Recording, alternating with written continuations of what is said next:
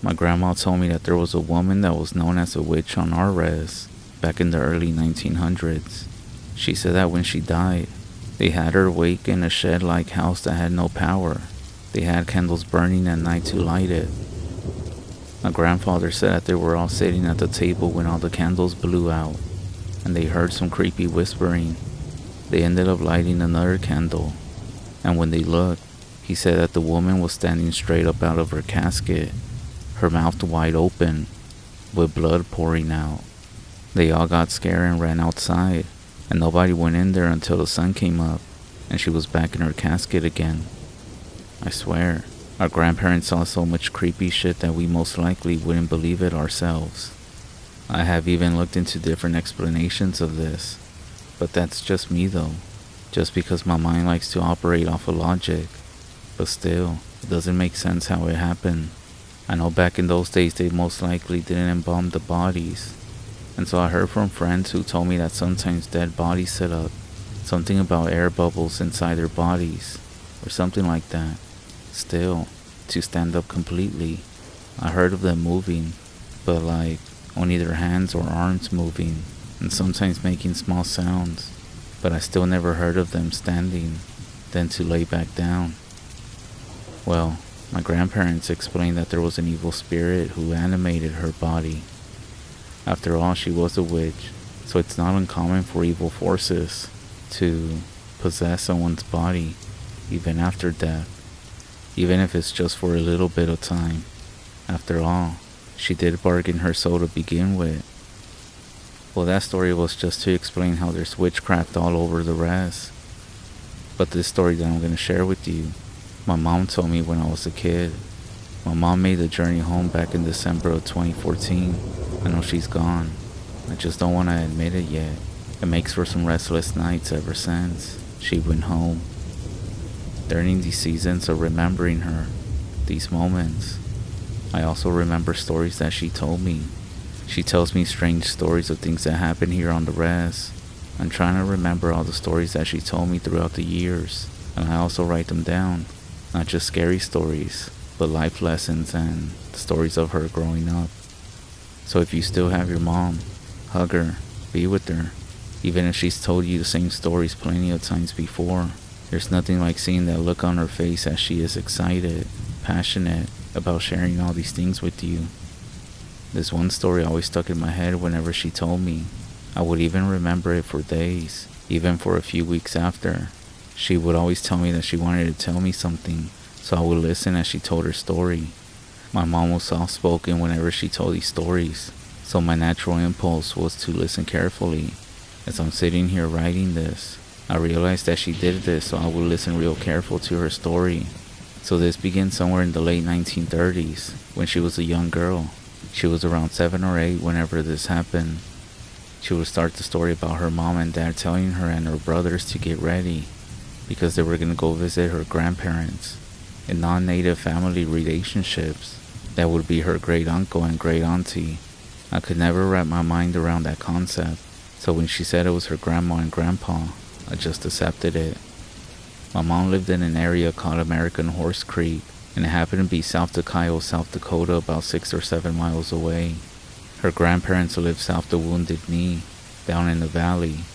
She told me the name of it, but I can't remember what she called it. But she said it's somewhere near Fast Horse Creek. In present time, it's somewhere south and west of the Tan Water Tower, that is south of Wounded Knee. A visit to her grandparents involved a few days of travel by horse and wagon, as Wounded Knee is about 28 miles in a straight line. Horse and wagon isn't the fastest way to travel, but back in the 1930s, that's how many people traveled. It was a trip that was always fun for my mom and her brothers, to go visit her grandma and grandpa. It was sometime during the summer when they went to go visit. It took a few days to get there, and when they did, it was like home away from home. They always had a good time. Her grandparents lived in a one-room cabin that her grandpa had constructed out of pine trees. Like most cabins that were built back then, it had one door and 2 windows on opposite ends of the cabin. The sunshine came through the window that was facing east, and as the sun set, it would shine through the window on the west. Their bed was along the wall facing the north, and was beside the window to the west. The wood stove and kitchen area was on the east side of the cabin.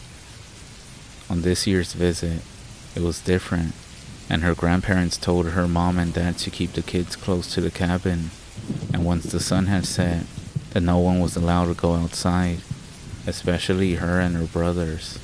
This visit was not as fun as other visits, and they didn't like staying inside at night, so my mom asked Grandma why they had to stay in the cabin at night. Grandma told her that they had to stay inside because there was bad medicine walking around. She didn't understand what her grandma had meant, so she asked her mom what Grandma was talking about. That night when everyone was inside, her mom asked Grandma what she was talking about. So with the lamp flickering, Grandma told the following story. Now, I know I'm telling a story within a story, but bear with me, it will make sense. Grandma said that a month earlier, they were doing their normal things for the summer, working on their garden, doing whatever needed to be done. Off to the west, they could see clouds were building over the Black Hills. They knew a thunderstorm was on its way. They knew it would be there in the early evening. And they were correct. The thunderstorm arrived. If any of you are from South Dakota, then you know the kind of thunderstorm I'm talking about. The one that comes during the summer. High winds, lots of brief heavy rain that slowly turns into a soft rain. And throughout the storm, you have lots of lightning as well. At the same time, it's a beautiful sight. So she said they got ready for bed, closed the door for the night as the storm rolled in. They didn't close the curtains, so the cabin was lit every now and then by lightning as the storm came through. The light came through both the west and east windows as the lightning flashed. They fell asleep to the sound of rain and thunder. Sometime during the late stages of the storm, my grandma woke up. She had a strange feeling, so she started to look around in the dark. The lightning came again as she was looking around, but it was only visible from the west window. She looked to the east window, and she stared hard into the darkness. She was trying to remember if she had closed the curtain on the east window, simply because there was no light coming through. The next lightning flash lit up the east window this time. She sat up in bed and looked again. The next lightning showed a clear view. She lay back down, but she still couldn't shake the feeling. The lightning flashed again, and this time the window was blocked. She ended up staring towards the window and waited for the next flash. But the next lightning flash revealed a tall, skinny silhouette. It had a wrong shape. It was crouching down in front of the window. It was not just tall, it seemed long and twisted. There was hair hanging down over its face, and when the lightning flashed again, she could see eyes looking in, almost like it was scanning the room. Her grandma reached over and woke up Grandpa. He asked her what she wanted. All she did was whisper to him to look towards the window by the kitchen. He said that he couldn't see anything. When the next flash of lightning happened, he looked towards the window. He sat up in bed really fast, but that's when Grandma told him to lay back down. When he did, that's when he saw it, the shape stooping down, its face, or whatever was pressing onto the glass. They both laid there in bed. Then the next lightning flash lit up the east window, and this time they saw somebody's head stooping over to peek into the window. They lay there in bed and waited for the next lightning flash. The head and shoulders had stooped over enough for them to see its face, staring into the cabin. They could see its eyes. They were getting scared when the lightning happened again. This time, the waist was above the top of the window.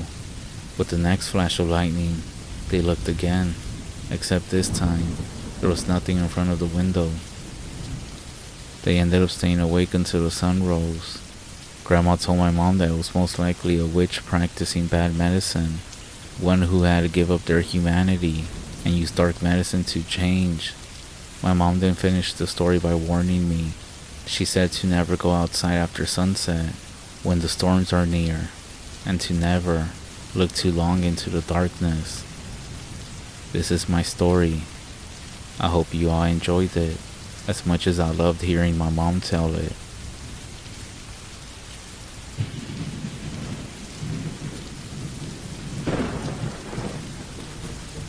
So a little background to start.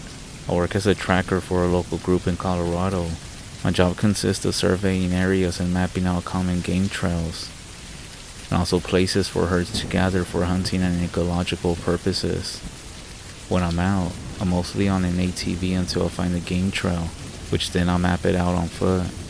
When I'm going long distances, I stop at these outposts that have been set up along the trail to refuel and rest for the night, or to go into them in case of some crazy weather.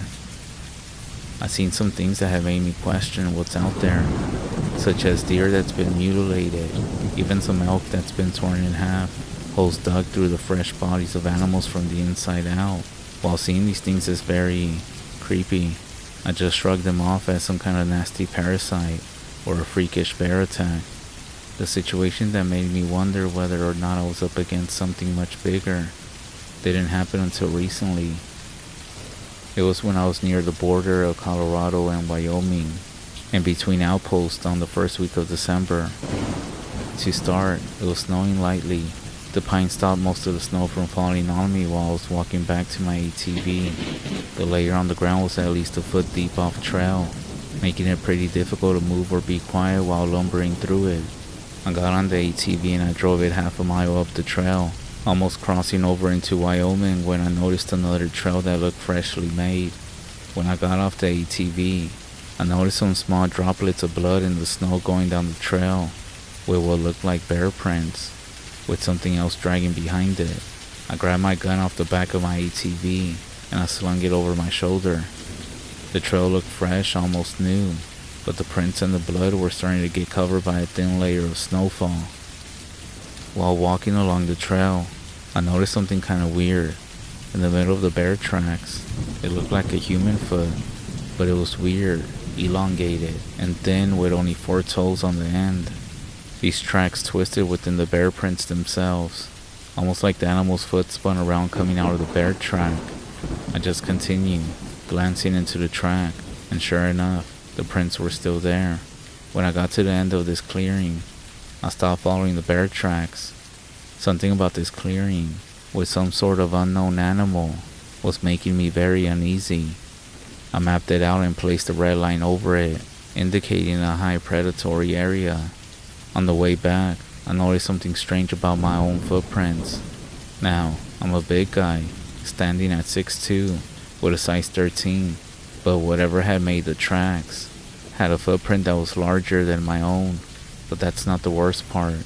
Whatever it was, it had followed my footprints back, heading the same direction I was. Whatever it was had snuck behind me, and was now heading towards my ATV. I shouldered my rifle, and I put a round in the chamber, and as I was walking back I was glancing down every so often to see if the footprints were still indeed mine. When I got back to my ATV, I noticed that the footprints circled my vehicle and stopped behind it, and then it shuffled a bit.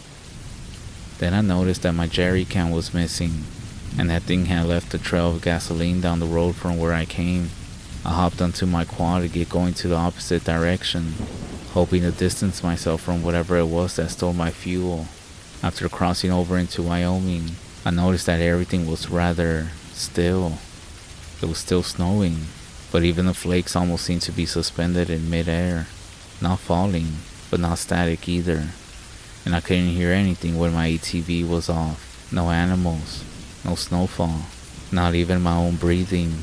It was almost like something had hit the mute button and stopped all sound from existing. After looking around, I found another game trail, this time a few hundred yards off the main trail. So I got off and I walked towards the opening in the trees, with snow still covering the rocky terrain around me.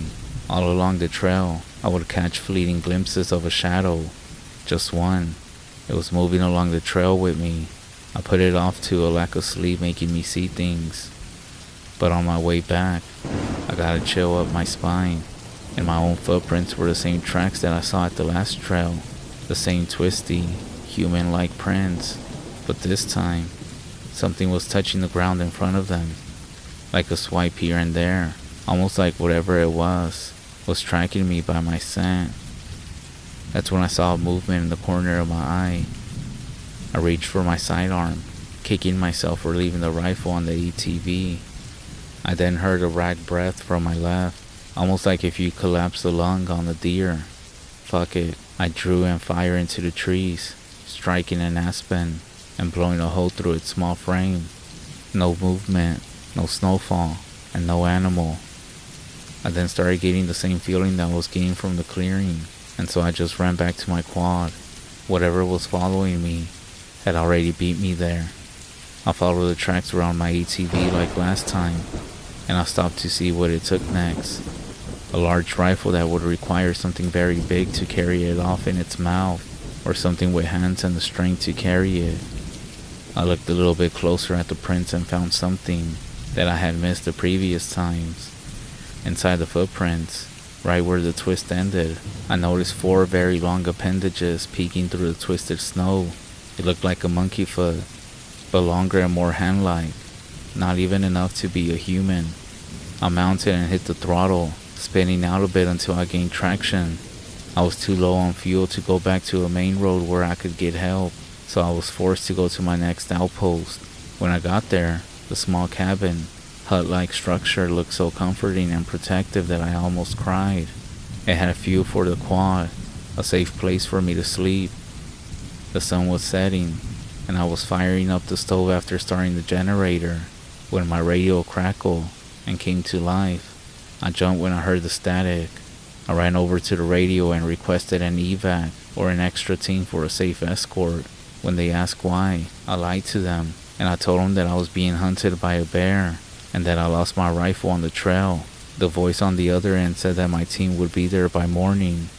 When I hung up the radio and started to get comfy and safe, I heard a thump at my door. I froze in my bed, not knowing what to do. I finally got up after debating whether I should just hide. I'm not a coward, I thought. I grabbed my sidearm and I walked towards the door. I peeked out the small window to see if someone or something was out there, but all I saw was darkness. Stupid. I opened the door and shouted, "If you don't leave, I'm gonna kill you. You took one of my guns, but I still have the other." There was no response, so I looked at my door to see what hit it, and I only saw the remains of a snowball. Just a snowball. I waited to see if I could see any movement, but that's when another snowball came flying out of the darkness to my left side, and it hit my shoulder. "You better fucking run or I'm gonna kill you," I yelled out. I slammed the door and ran out to confront whatever threw the snowball. I ran towards where the snowball came from, watching for any prints or signs. That's when I saw something in the darkness. It looked like a man had fallen and was scrambling on the ground to get up, making that same raspy breathing noise. I stopped and aimed, but saw that whatever it was in front of me continued to run on all fours at a fast speed, faster than I could run. I froze in place when I saw the black silhouette dart off into the darkness, not even sure what to do. After listening and hearing nothing, no breathing, no running, no sounds, I went back to my cabin. When I got into the clearing that my hut was in, I stopped, took a breath, relieved that I had made it out of the woods alive. I calmed myself down, and I started walking towards my cabin, illuminated by the porch light on the deck. I looked down, trying to follow my own tracks back to conserve energy. I almost vomit. The twisted footprints were in my tracks heading towards the cabin, each twisted footprint slamming down into my own until it got to my porch. Through all the snow was my rifle and my jerry can, placed neatly on the porch, leaning against the wall. The door was cracked open a bit.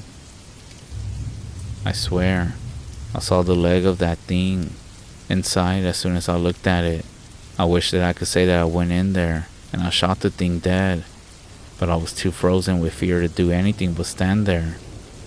I wish I could say that I was brave and fought the good fight, but I didn't. I fell on my knees onto the ground. I spent 6 hours out there in the darkness, waiting for whatever that thing was to come out and finish me, but it never did. My crew found me covered in snow, with my gun drawn and pointed at my cabin. They questioned me and searched the entire cabin. All of my food was taken. Everything was thrown everywhere. The place was a mess, and the radio It was destroyed beyond repair, and there was no sign of whatever it was that was hunting me that night.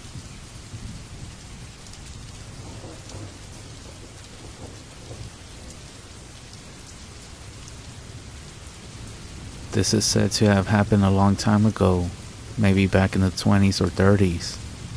This story is about a Navajo man who was working as a ranch hand for a rich Navajo who had a lot of horses and cattle and sheep all around the western part of the Navajo REZ in Tuba City, Arizona.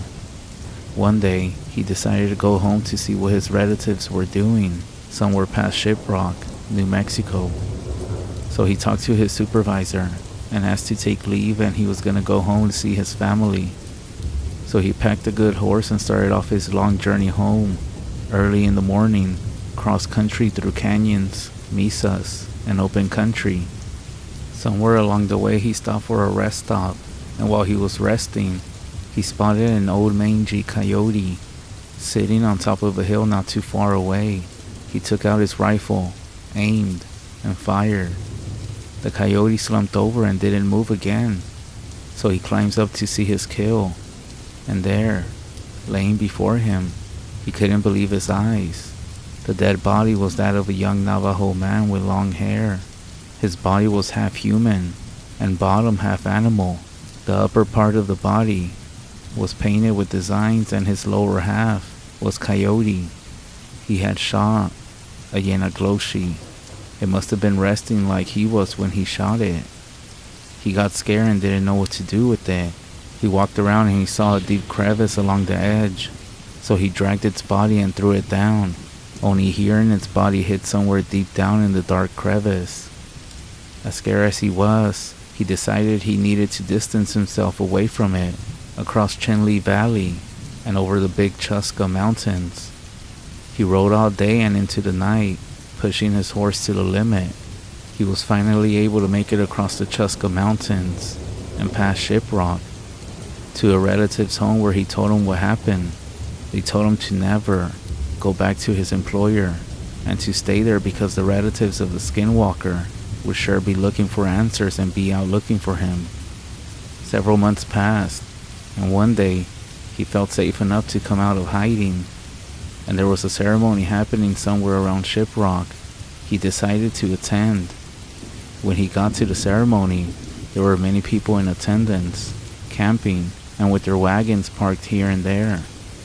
And just as he was beginning to enjoy the ceremony, there was an old Navajo man walking around among the people, talking out loud.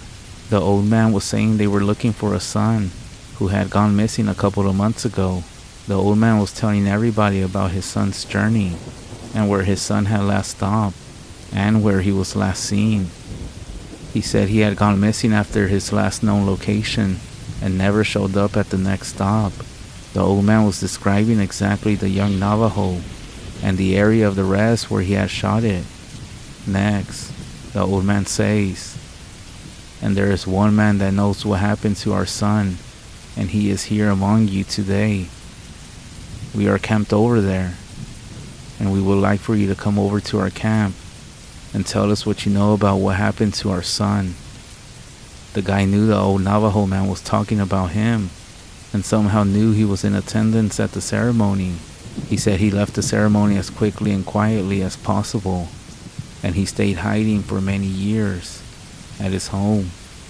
He said he never went back to work for his employer over on the western part of the Navajo REZ, and he stayed home.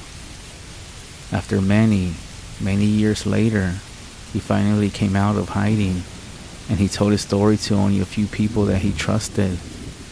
He said he never went back to the western part of the Navajo REZ. You may ask, how did the people find out this was the man? Well, when the old man announced his search for his missing son at the ceremony, it wasn't a coincidence. You see, Navajo ceremonies serve as channels through which communication with the spirit world is done. I won't go too much into detail, but there are ceremonies where prayers are offered, tobacco invoking the assistance of spirits for guidance and clarity. Through this process, secrets, revelations can surface, shedding light on mysteries and revealing the truth that's hidden beneath the surface. There's also the communication with elders, as their experience and connection to the Navajo traditions and medicine provide valuable guidance. You see, they have the knowledge passed down through generations, enabling them to decipher the signs and messages from the spiritual side of things with wisdom and discernment. Let the story be a reminder of digging into things that are beyond our understanding and the weight of the choices we make. Within the Navajo tradition, encountering a skinwalker can possibly bring a curse onto your life. So let this be a reminder to be careful, respect the cultural beliefs, and be mindful of the unseen that exists in the world around us.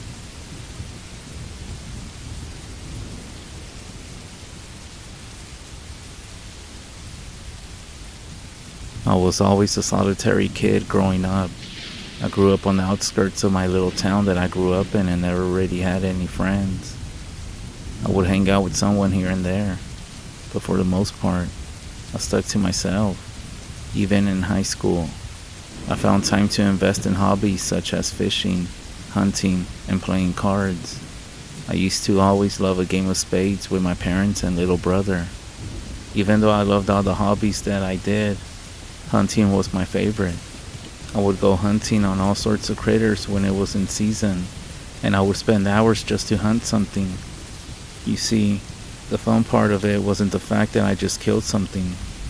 It was the fact that I had outsmarted the animal. I now had a trophy to signify my victory. Nothing would come close to the feeling that I would get when I came home with a fresh kill under my belt. I would spend days out in the wilderness to hunt, and I would get lost out there with nature, with nothing but the sounds of the other creatures that filled the woods in which I was choosing to steal life away from. Due to my love for hunting and fishing, I never found time to do schoolwork. I passed all my classes with at least a C, and I graduated high school, but further education was not something destined for me. I was convinced hunting was my calling. After high school, I began to go hunting, not just for pleasure, but for work as well. There was a company close by to my hometown that made deer jerky, and was looking for hunters that could get the meat. Of course, me, the self-proclaimed lover of such activities, applied for this position, and after a week of waiting, I got the job. I was to begin as of right then and there, so I grabbed my gear and went out to the woods and set up shop in the tree stand, the same tree stand that I had been using for as long as I can remember, and I began to wait. I must have sat in that stand for hours, because soon the sun was beginning to set. It was summer though, so I knew I had some time before I was shrouded in darkness, and that's when I saw him. There was a male buck. It got into view all the way on the horizon. I sat there watching it, mesmerized by how it was moving. It calmly paced the forest floor, bending over here and there to eat some grass or berries, until finally it came to the creek that I had set my stand up near to. It stood for a moment. It looked around and dropped its head to take a much needed sip of water. This was it, the moment that I had been waiting for. I raised my rifle, knowing I had only one shot, and I aimed at it directly behind his front shoulder. I took a deep breath. My shot was perfect. It traveled directly through the buck's heart, and it killed him on the spot. My heart swelled as again I knew I won. All this waiting was not in vain. I nearly flew down the steps to my stand and rushed over to the buck. His eyes were still open. I was glad it was instant though, so that he wouldn't have to suffer. I picked him up and soon I was back home. I called the company and soon they had someone come over to my house and pick up the latest kill. I thanked the man as he left and shut my door, feeling more proud than ever. I knew that this is what I was going to do for the rest of my life, or so I thought. A few years passed and I continued doing what I loved, and eventually I received enough money from hunting that I moved away from my hometown and moved to West Virginia, as I heard that the hunting there was great. I wanted to live out in the backcountry, as I wanted to go hunting all the time, and I found a place where I could do just that. There was an old cabin, not too expensive, and it sat right there in the forest, not too far away from a town, maybe a 15 or 20-minute drive, so not completely isolated. I liked it, and I made a couple of friends in town as well. Most of them like hunting, but only one ever wanted to come with me to go. His name is Brian. Brian's a good guy, so we got along well, and we gone hunting a few times. The only difference between us is that he's got a full family, wife, the kids, even has a golden retriever. He's a lucky guy, I'll tell you that. He's a good shot too, and I'm glad he's my hunting partner.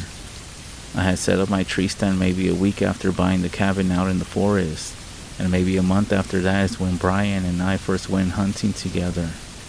We sat up in that stand for hours, waiting for something to turn up. Eventually, a doe did show up, and we did our thing and carried her back to my cabin. At this point, I had already learned enough about the making of jerky to know how to do it myself, and with the help of Brian, we skinned the doe, and we began making jerky and steaks. We would go hunting maybe once or twice every 2 weeks, but I would go hunting almost every night.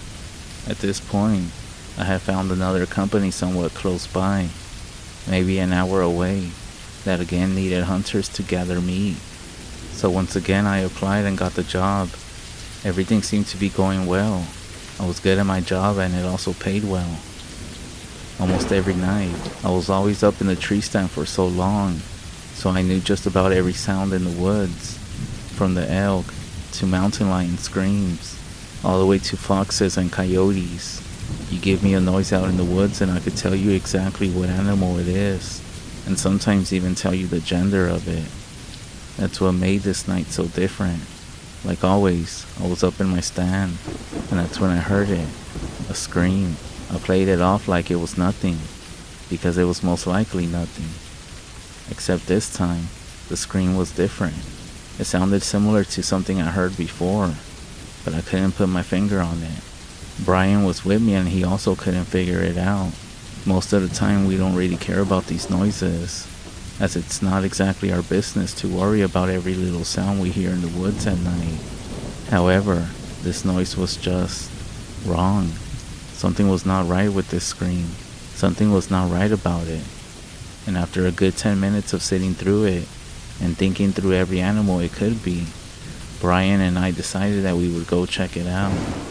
After all, we were both armed and had good shots, and if it was a mountain lion, we figured it would run away as soon as it heard us coming. We got down from the stand and began our walk towards the direction of the scream. After a minute or two, we could tell we were getting closer because the noise was just getting louder. It seemed to echo throughout the trees, and I'm not gonna lie when I say it freaked us both out a little bit. However, we continued on, and after another minute of hiking, we stumbled upon a clearing, where we saw where the noise was coming from. It was a huge elk, standing in the middle of the clearing, just screaming out into the night. We looked at each other, and through the look on Brian's face, I could tell he still shared the same uneasiness that I was feeling.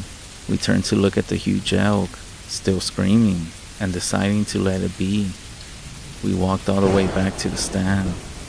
After some back and forth, we decided it would be in our best interest to call it a night and just go home. When we hunted at night, Brian usually stayed in the guest room in my cabin, as it was always late when we got done, around 2 or 3 in the morning, and he didn't want to wake up his children or his wife when he got home, so he would crash at my place. However, even though we were far away now from the elk, it seemed like it was following us, because the screams were just as loud as ever. This did kind of freak us both out, but we figured if we went to sleep, it would all be over in the morning, so we did. However, it wasn't the ending. When we woke up, The scream had disappeared. Brian said goodbye, and he left for his home. I did the same routine. I went into town and waited until dusk before going back out into the woods and into my stand. I was still a bit unnerved from last night, but I figured this would help me get my mind off of it, and it did. That was until midnight, when I heard the scream again. This time, however, the scream really sounded wrong. Like, really wrong. I could tell this was not the same scream from last night, but again, I couldn't tell what type of animal it was. I hoped and prayed that it would go away, but it didn't. The screaming continued on and on until I couldn't take it anymore. I had to find out what the hell was screaming in the dead of night. I set out in the same direction as last night, expecting for the worst to be awaiting me. I continued through the underbrush until finally I reached the clearing from the night prior. What I saw this time shook me to my core. There was no elk, like I had expected. Instead, there was a figure standing in the middle of the clearing, facing away from me. I froze, unable to comprehend what I was witnessing. This thing was massive, at least 8 feet tall, and I couldn't tell if it was human or something else. I'll admit it, I was fucking terrified. I had never seen something like this before, and I was ready to book it away from there. I didn't want whatever this thing was to see me though, so I backpedaled as slow as I could, staring at this thing for as long as it was in view. As soon as it was just on the horizon, it stopped screaming. I froze and thought, why did it stop? I wondered. I stood there in the trees, dumbfounded, staring at this fucking 8-foot tall creature that had just been screaming in the middle of the woods. I realized now what a fatal mistake I had made by not running home as soon as I saw this thing. As I was standing there, it turned around, and my body was struck with fear. Even though I was at least 300 yards away from this thing, I know it was staring directly at me, and it knew that I was there. Its yellow eyes were piercing into my heart. As it got down on all fours and began screaming once again, it started galloping towards me. I stood there frozen for another moment before booking it. I knew all the shortcuts to my house, and I took every single one of them. Knowing that I didn't have much time left, I started sprinting faster than I ever had, hearing its echoing cries in the distance. Its growing intensity only proving I was going too slow. As the sound grew louder than ever, I saw my house. I fumbled with my keys to get to the one that opened my front door, and as I reached the porch, I found it. I unlocked the door and shut it as soon as I got there. The cries, the screaming, whatever the fuck it was screaming right outside. And I knew whatever this thing was, it was at my front door, walking around, searching for what I'd assume a way to get inside. Terrified, I hid in my freezer, where I hoped the smell of meat and ice would help mask my scent to this thing. After a few minutes, I heard the sound of glass breaking. Then, the sound of footsteps. This thing had found its way inside my house, and I could hear it moving around upstairs, tracking any signs of me, I know. I did try texting Brian to get over to my place, but my messages didn't go through. And given that it's 3 a.m, I doubt he was gonna see them anyways. After about 30 minutes of not hearing this thing anymore, I got out, freezing, but I feel like my body was ignoring all that, because I was too focused on trying to figure out if this thing had left. I sat there in the basement all night, aiming directly at the door, waiting to see if this thing showed up. It never did. I eventually fell asleep on the floor. The morning came. I woke up, and I noticed that the door to the basement was open. My heart fucking dropped. But I'm still here. So what happened? I'm not sure. But I will tell you what happened the days after. I ended up moving and selling that fucking house. As much as I love the outdoors, ever since that experience, I fucking moved out and never went back to living in the woods again. Everything happened so fast. I told Brian. I know he probably didn't believe me, but I didn't care. I moved out. I moved to a whole other fucking city, and I will never go into some woods again.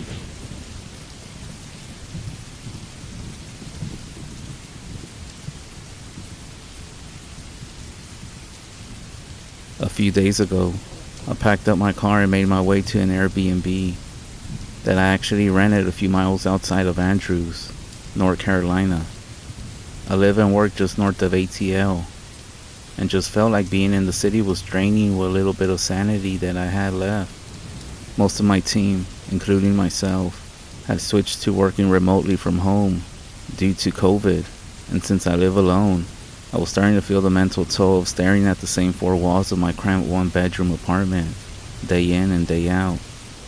A lot of people were struggling with the transitions to working from home, so the overall production went down, and the workload seemed to be piling up, more than we could keep up with. Project after project, they kept getting dumped into my lap, and since we're all cooped up inside all the time at home, I didn't feel like I could escape the crushing weight of all this added stress. One day, I felt that I had reached my breaking point. I submitted a time off notice to my supervisor. I booked an Airbnb and decided I would spend a couple of weeks near the national forest. I figured if I was going to be isolated, I could at least use a change of scenery. I had always enjoyed hiking and camping as a kid. In fact, moving to the big city for my job had always felt a little bit out of character for me.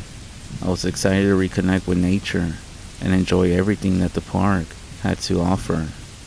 I figured that because of all the lockdown restrictions, foot traffic on the hiking trails would be minimal, so I would basically have most of the woods to myself. The weather was supposed to be nice and cool for most of my visit, without being unbearably cold. Perfect for wandering around in the forest, fishing, bird watching, or whatever else I felt like doing. I left around sunrise and arrived at my rental shortly before noon. The cabin was well sized, and it was rustic but appeared to be well maintained. I retrieved the key from the lockbox near the front door, and I made my way inside to get settled. The cabin was quite a bit larger than my one-bedroom apartment in the city, but somehow it felt much more welcoming. I walked into the bedroom and took in the breathtaking view from out of the panoramic window that covered the back wall. Miles of forest for as far as the eye could see, gently fading into shades of green and gray, underneath the trees that only allowed scattered beams of sunlight to peek through. I thought about laying down on the bed with one of the books that I had brought along with me, but I decided against it, given that the day was still young and I was excited to go exploring. I had gotten rather lucky in finding this cabin rental. Not only was it secluded within the national forest, but one of the features that was on the website was that there was a private hiking trail that started right off to the side of the cabin itself. Several of the reviews that I read before booking said that the trail was scenic and captivating. A few miles in, the private trail would eventually dump out into one of the public hiking routes, but according to the reviews, no one had ever had a stranger come into the private trail and end up near the cabin. I laced up my hiking boots and headed out into the trail. Beautiful trees reaching high into the sky were towering over me, gently tossing in the wind and rustling their leaves. I found myself staring at them as I walked further and further into the forest, barely able to take my eyes off of them to watch where I was going. That's until something, tall and dark, caught my attention deep within the trees off the path. I squinted to try to make out the large object, but I couldn't discern what it was from where I was standing. Against my better judgment, I turned off the trail and started walking towards it. Curiosity had gotten the better of me, and I knew I wouldn't be able to sleep that night unless I quenched my thirst for adventure. As I got closer, I found myself puzzled as I realized what I was looking at. A dark, colored, metal staircase leading to nowhere. I walked around the base of it to see if I could figure out what had become of the rest of the building. To my surprise, There was no evidence of any building ever being connected to the set of stairs. I chuckled to myself about what I just found, reaching for my back pocket to get my phone for some photographic evidence. I quickly realized that in my excitement to get out into the trails, I left my phone behind in the cabin. I figured it wasn't the best idea to be out here without a phone, so I turned back and found my way back into the trail to head back to the cabin. I hadn't realized how much the hike took out of me, so I took a shower and decided to spend the rest of the night just relaxing. The next morning, I woke up feeling energized, but I couldn't get the thought of that bizarre staircase out of the back of my mind. After making myself something to munch on, I laced up my boots once again, double checking to make sure that I had my cell phone this time, and I set out to get some pictures of my recent discovery so that I could convince myself that I hadn't just imagined the whole thing. After walking for quite a while, I started to feel defeated, unable to locate where I had found the staircase. As I began toying with the idea of heading back to the cabin to make myself something for lunch, a strange noise caught my attention from up ahead in the trees. I began to walk towards the direction of the sound, and soon enough, what had originally started off as a low humming noise had evolved into the rumbling tones of tribal horns being played in unison throughout the forest. The sound was growing loud. As I continued towards the source, a creeping feeling of dread began to pull in the pit of my stomach. I felt like I had been drawn into a state of hypnosis by the sound of the horns. I snapped back into reality, and there in front of me, the staircase. Somehow, I had made my way back to the foot of the mysterious staircase. At this point, the horns were sounding so loud that I felt as if I was being guided by a force beyond my own control. And I kid you not, I felt myself placing my foot on the first step of the staircase, slowly beginning to ascend against my own free will. I reached the top, feeling a cold sweat break out across my entire body, my heart pounding, but it felt as though I could not will my body to turn and leave. A deep sense of dread coursed through my veins, churning my stomach and making me feel weak as I was staring into the forest from the top of the stairs. And that's when I noticed the edges of my vision beginning to darken and fade. Only moments before I lost consciousness, I got a glimpse of a tall, dark looming figure standing in the trees, watching me from afar. Seconds later, I felt my legs begin to fold beneath me, and the sound of the horns faded to a peaceful silence. When I woke up, I was lying in my bed back at the cabin. Panicked, I reached for my phone in my pocket, checking the time, nearly midnight. My first thought was that I had actually come back from my hike early and had taken a nap, possibly having a nightmare in the process. My memory seemed hazy, and I was struggling to remember all the details. I dismissed my fear as being a part of my overactive imagination and the stress from my job working its way out of my system. I let out a sigh of relief and began to calm down. That's until I noticed I was still wearing my hiking shoes. I have been exhausted many times in my life, but never to the point that I would have worn my muddy hiking shoes to bed. A sudden and lingering feeling of being watched rushed over me as I remembered that the large panoramic window to my right remained fully uncovered and open to the inky black forest surrounding the cabin. My hands began to shake as I summoned my willpower to turn and face the darkness, assuring myself that there would be nothing there.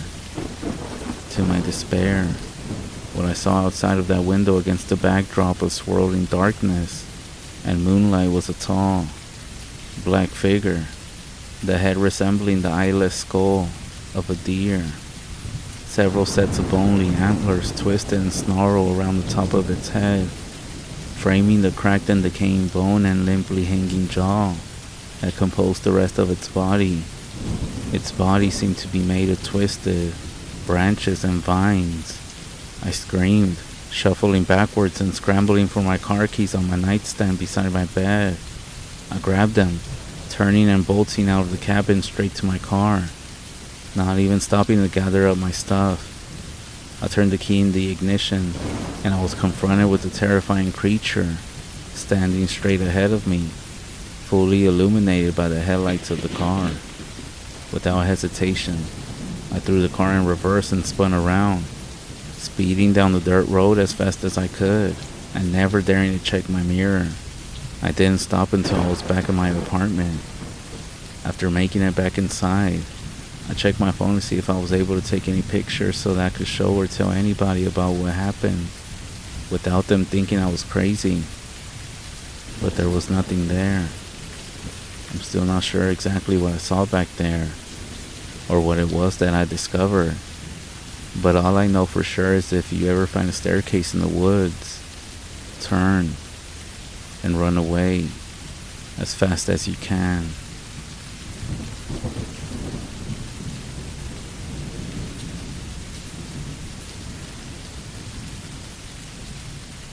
So this happened in the summer of 2020. I live in Colorado, and me and my buddy were both laid off because of the you-know-what, and we decided to go on a 22 or so mile hike in the mountains. It was this fairly well mapped out trail that was at about 12,000 feet elevation, and we figured that we're going to be out there for 2 nights. The first night we're exhausted, but we're making good time. We hike a bit off the trail and we set up a campsite. We marked the area where we went off the trail, so we could find it again the next morning. Everything seems normal, so we go to get back on the trail that we marked, and we see this guy. We figure that he's homeless, but he's just sitting by a tree on the trail, waiting for us to come out. We try and talk to him, but there's no response. He just stares at us. Both of us were a little freaked out at this point. He looks like he's covered in dirt and possibly blood. We continue to hike and just leave him there, but we continue to keep our eyes peeled. The rest of the day is very uneventful. We have actually almost finished our hike, and we're going to set up camp mid-afternoon and just relax. We plan to smoke some weed, but before we do that, we still gotta find a place to set up camp. So eventually we go about 1.5 miles off the trail into the woods, and before we even settle in, this guy shows up again, just from out of nowhere, and whenever he walks by, he doesn't make a sound. We have no clue how he found us. We figure that he must have tracking skills. Also, we have no clue why, or how he even followed us for 9+ miles of rough terrain. No equipment or anything, especially without us knowing we were being followed. My buddy is enraged at this point. The guy just starts mumbling weird sounding gibberish under his breath. I can't even tell if it's English. We decided to leave the area, so we just hurry up and pack. The entire time, he is just standing there and watching us from 10 feet away. We finished the last bit of the hike in the light jog for like 4 miles. We're totally exhausted because of the elevation. We load up and we drive off, calling the nearest ranger station. We told them everything, but they didn't really seem to care. And if you're wondering exactly what he was saying, it was most likely incoherent stuff.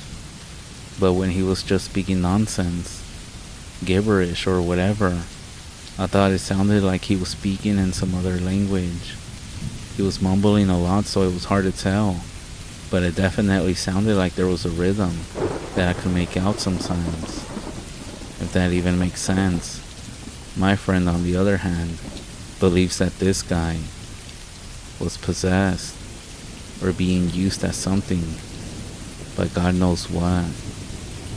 Always be careful when you go hiking or backpacking and you end up seeing the same person, well, the same stranger, twice in different locations.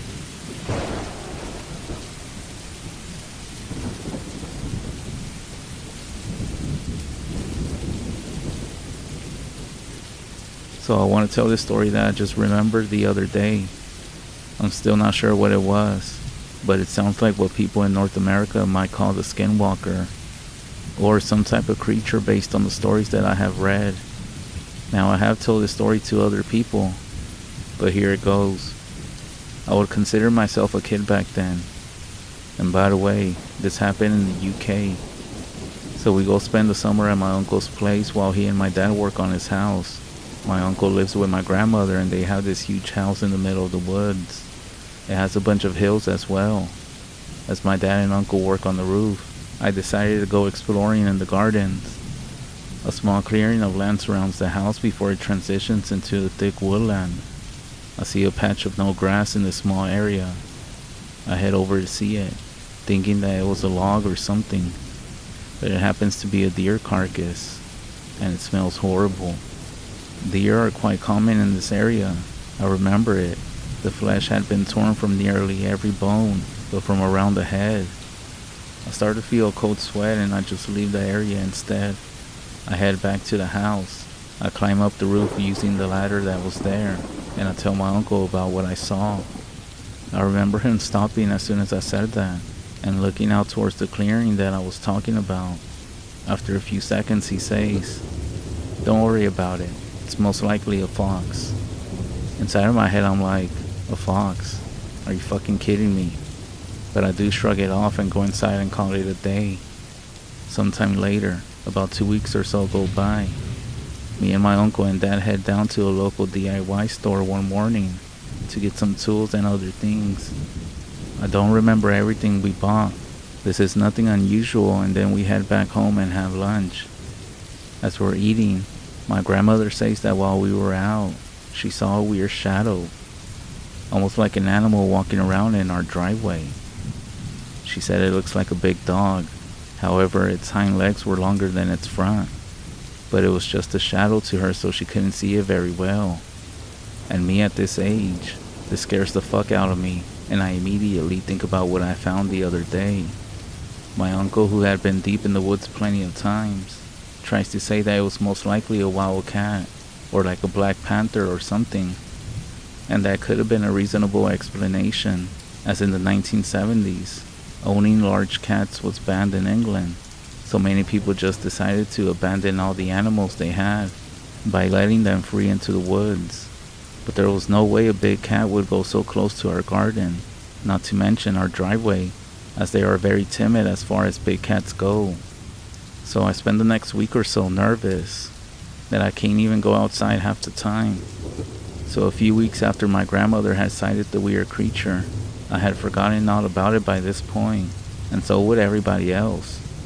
On the final week, I have to stay at my uncle's before he and my dad have a 4-month break. The woods surrounding the house are on the side of a steep hillside, which apparently is popular with mountain bikers. Me, my dad, and my uncle decided to go into the woods because, why not? And to see how well it is for mountain biking. I completely forgot about the previous events before this, like I mentioned. So we go in through a gate at the bottom of our driveway and head into the forest. The air is musky. It's really hot, like 30 degrees, and it's also pretty dark.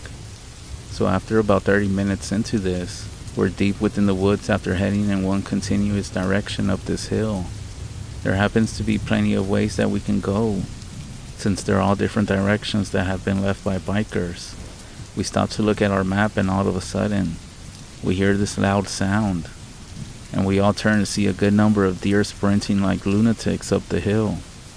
I was too excited about exploring to give a damn about this, but I happened to see that my uncle actually looks concerned, and he says that it's a good idea to keep heading up the hill. We get to the top of the hill, and we're outside of the woods at this point. We stay up there for a while, and my uncle says that we're gonna head back down in a few minutes. We head closer to the woods and we smell this pungent smell, something rotting. I know there wasn't any sewers up here, so I know it had to be something. We decide to head back down, and my uncle digs into his bag and he pulls out this huge blade. He then says that when he saw the deer running, that he saw something else, and that it was standing upright and had the posture of a dog or a big cat on its hind legs. In my head, I'm freaking the fuck out. I'm remembering what my grandmother said on the deer carcass. I see my dad in the corner of my eye holding a what the fuck face, and almost laughing, calling my uncle crazy. Also, as a side note, ever since another one of my uncles died, I have 5 of them. 4 years prior to this, my uncle, the one I'm with now, started to act a bit crazy. So it's starting to get darker, and we start heading into the woods all the way down. My uncle is getting crazy. He is starting to squat down, telling us to be silent and to keep our eyes out. The smell continues with us all the way down. After 15 minutes or so, we can see the exit to our garden, but something is off. The lights are on. This is strange for us because the lights on the outside of the house are motion sensitive, and since our grandmother never goes outside by herself, it means that something the size of a human must have triggered them. They got a cool down time of about 30 seconds if I remember correctly.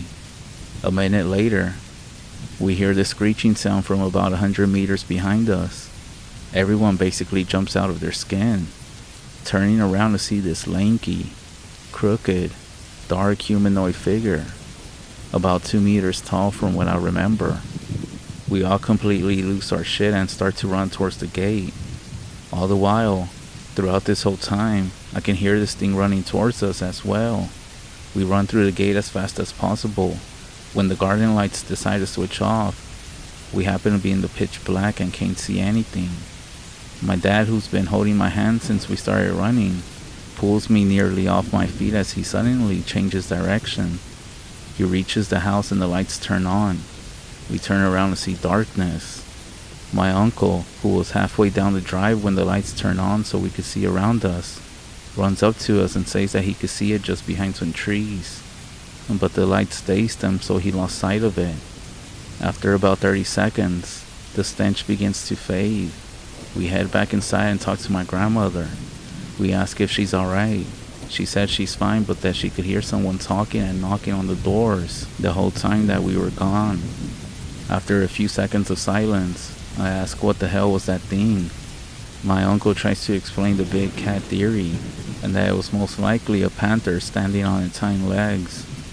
In my head, I quickly say BS, but we don't say anything else after that.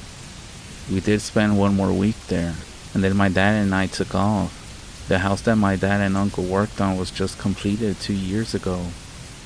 But mind you, this happened around 10 years ago, and ever since that night happened, my uncle just loaded up on all weapons and went pretty crazy.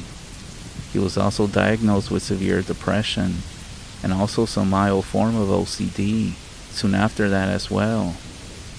I guess that sight, combined with the death of his brother, really did fuck him up mentally.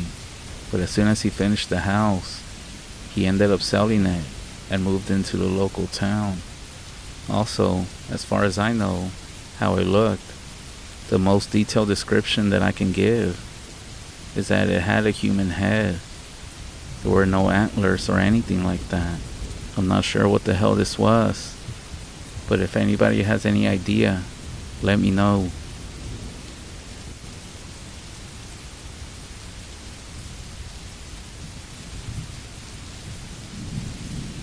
My name is David Hernandez, and what I'm gonna share with you is the most terrifying experience I have ever lived. This story happened a few years ago.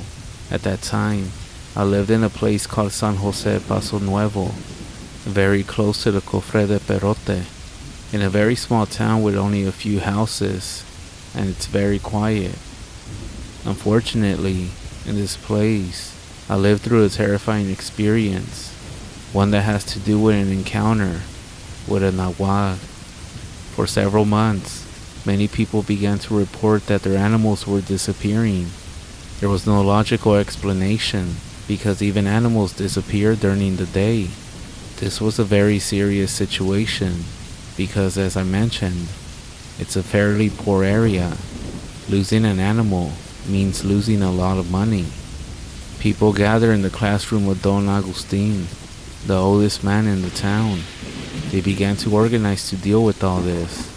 Some people thought it was someone from a nearby community intending to take the animals, while others thought it was a coyote from the area. Fed up with the situation, people started to stand guard at night near the pens to catch the culprit. The first few nights, the men who stood guard swear that something made them fall deeply asleep. When they woke up, They realized that the 2 pigs were missing. Angry and upset, they began to count the lost animals in the village and realized that a total of 52 were missing. The most affected by the situation was a man by the name of Humberto. This man had lost about 35 animals from his property, which was near the town limits by the mountain. This led people to think that maybe it was some sort of predator from the Cofre de Perote attacking the poor animals. To confirm this theory, there was the testimony of Humberto's wife. The lady recounted that one night, she went out because she heard the dogs barking. She walked around carefully and realized that a strange creature was on top of the perimeter fence. This was unlikely because the fence was almost 3 meters high, but this animal was on top and seemed to be some sort of dog. When the lady approached it, the animal jumped and ran off into the darkness. The lady told the story to the people of the town, and her husband offered a large sum of money to whoever kills this beast. My family was always short of money, so I was one of those who volunteered to stand guard on his property. That night, at around 1:30 in the morning, we were watching the goat pen because it seemed that those animals were more like. The pen was made out of stone with adobe, and we were just behind it. Soon, some of our companions fell asleep, and we didn't know how it happened. We were talking and out of nowhere, they just fell asleep. Those of us who were awake began to hear a strange noise, and we decided to prepare the weapons because we had confirmed that it was just a coyote. Maybe this was the reason why everyone else fell asleep, because in my town, it is said that these animals have some kind of witchcraft power. We were getting ready to face one or maybe several coyotes, but we were not ready to face whatever it was that appeared before us. We heard heavy footsteps, and they were gradually getting closer. It was near, and that's when we saw it. A huge creature, gray in color. It was crouching just in front of the pen. I can't explain it. This animal was maybe about 1.5 meters tall in that position, and just when we thought that its size was incredible, we were in for another big surprise. The thing stood up, and its eyes were completely white. It had only one ear and a very slack jaw. Its fangs were visible, even more so with that ugly mouth, and it looked extremely thin with fairly short fur and claws about 10 or 15 centimeters long. We didn't know what to do, and we had heard stories of naguales from our grandparents, but it had been years since such a creature had manifested in this area. I couldn't believe a single finger. I was paralyzed with fear, just like everybody else. It stared at us for about 5 minutes, and I swear, those minutes felt like hours. Suddenly, after being completely still, the creature began to move its head up and down. In a matter of seconds, it leaped into the pen, and that made us react, so we got ready to shoot it, but all of our guns jammed. This creature lifted 2 goats and ran off. We reacted a few seconds later and started the pursuit. We were guided by the sound emitted by the goats, and the creature was headed towards the Cofre de Perote. Some of us ran while others went on horseback. Obviously, the latter group got there first. They arrived where the trail disappeared, and we arrived about 30 minutes later. Those who were already there told us that the strange creature had entered a cave about 10 meters away. I don't think anyone in the town knew of its location, because if it weren't for this situation, we would have never found the cave. We were guarding the entrance, but nothing happened. Hours passed, and it was dawn when those who had gone on horseback returned for Mr. Humberto. They told him what happened the previous night, and the priest of the town came down to the cave around 8 in the morning. He was told about the events of the previous night, and the priest blessed the place. As soon as he started blessing the place, we began to hear a man crying. The priest told us not to be tricked by it. It was a trick from the nagual.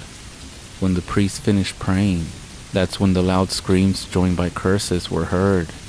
We ended up deciding to seal the entrance with rocks and place several protections that the town's priest gave us.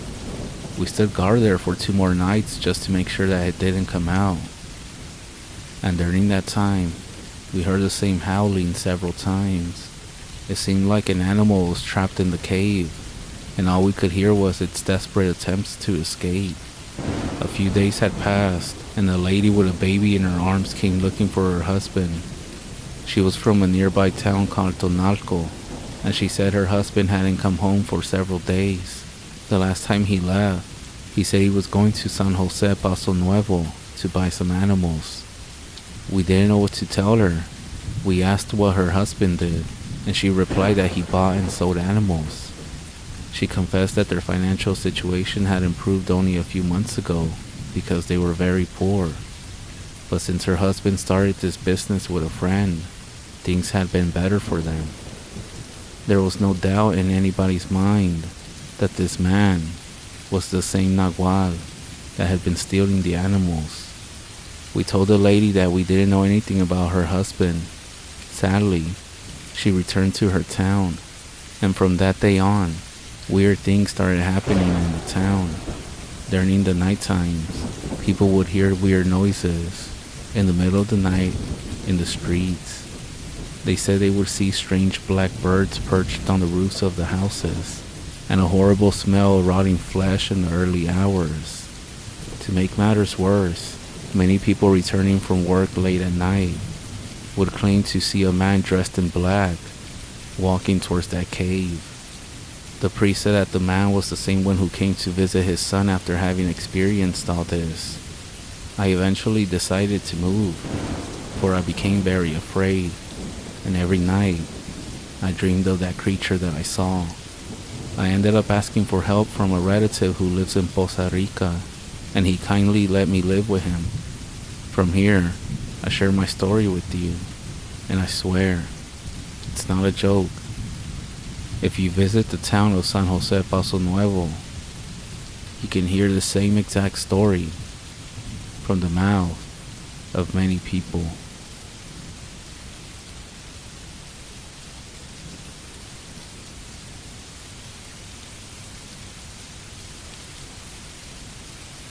Most days the walls are empty, bare, that shade of black that I hated so much, that I told her made it look like our bedroom was a witch's coven, which in turn only made her love it even more. She said she always wanted to be a witch, ever since she was a little girl. And then she pressed herself against me and asked me if I had any issue with witches, especially ones who could do this.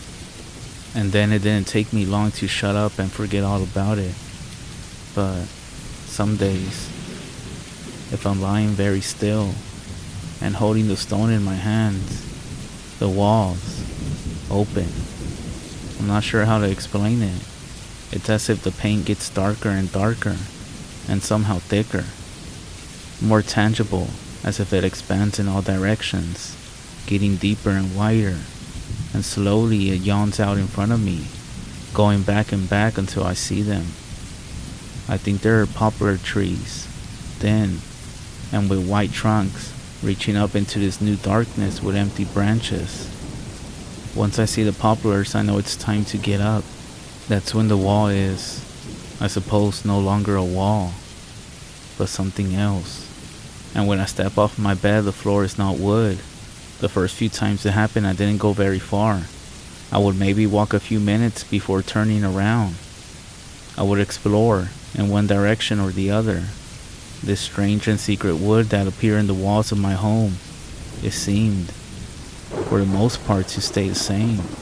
It felt vacant somehow, as if something was missing here that was present in the real world. But as I spent more time there, that feeling grew less and less. I don't think I had much in the real world, not anymore at least. Not after Mary got sick, and her skin shrunk around her bones and the hollows of her cheeks. Both of her wrists were turned to pale twigs.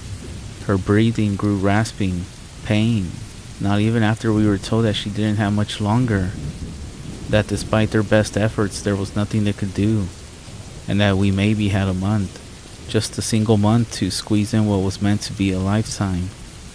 I could only tell her I loved her so many times. Only spent so long holding her as she lost weight. Try to pretend I didn't care. Trying to pretend I didn't know she cried in secret.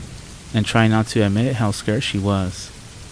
Once, she confessed to me, after a sleepless night, that she had spent vomiting into a plastic bowl, in a voice small and scared that she didn't want to die.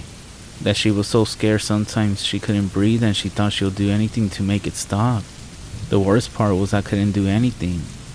I didn't know what to say to that, or what would help. The truth was unavoidable, real. I didn't know her family well, and at the funeral they seemed to avoid my eye contact. She had always said they were strange, had never wanted me to meet them, had said that there were things buried there that she did not want to uncover. They wore funny clothes, they smelled like strange herbs, and they spoke in whispers at the service.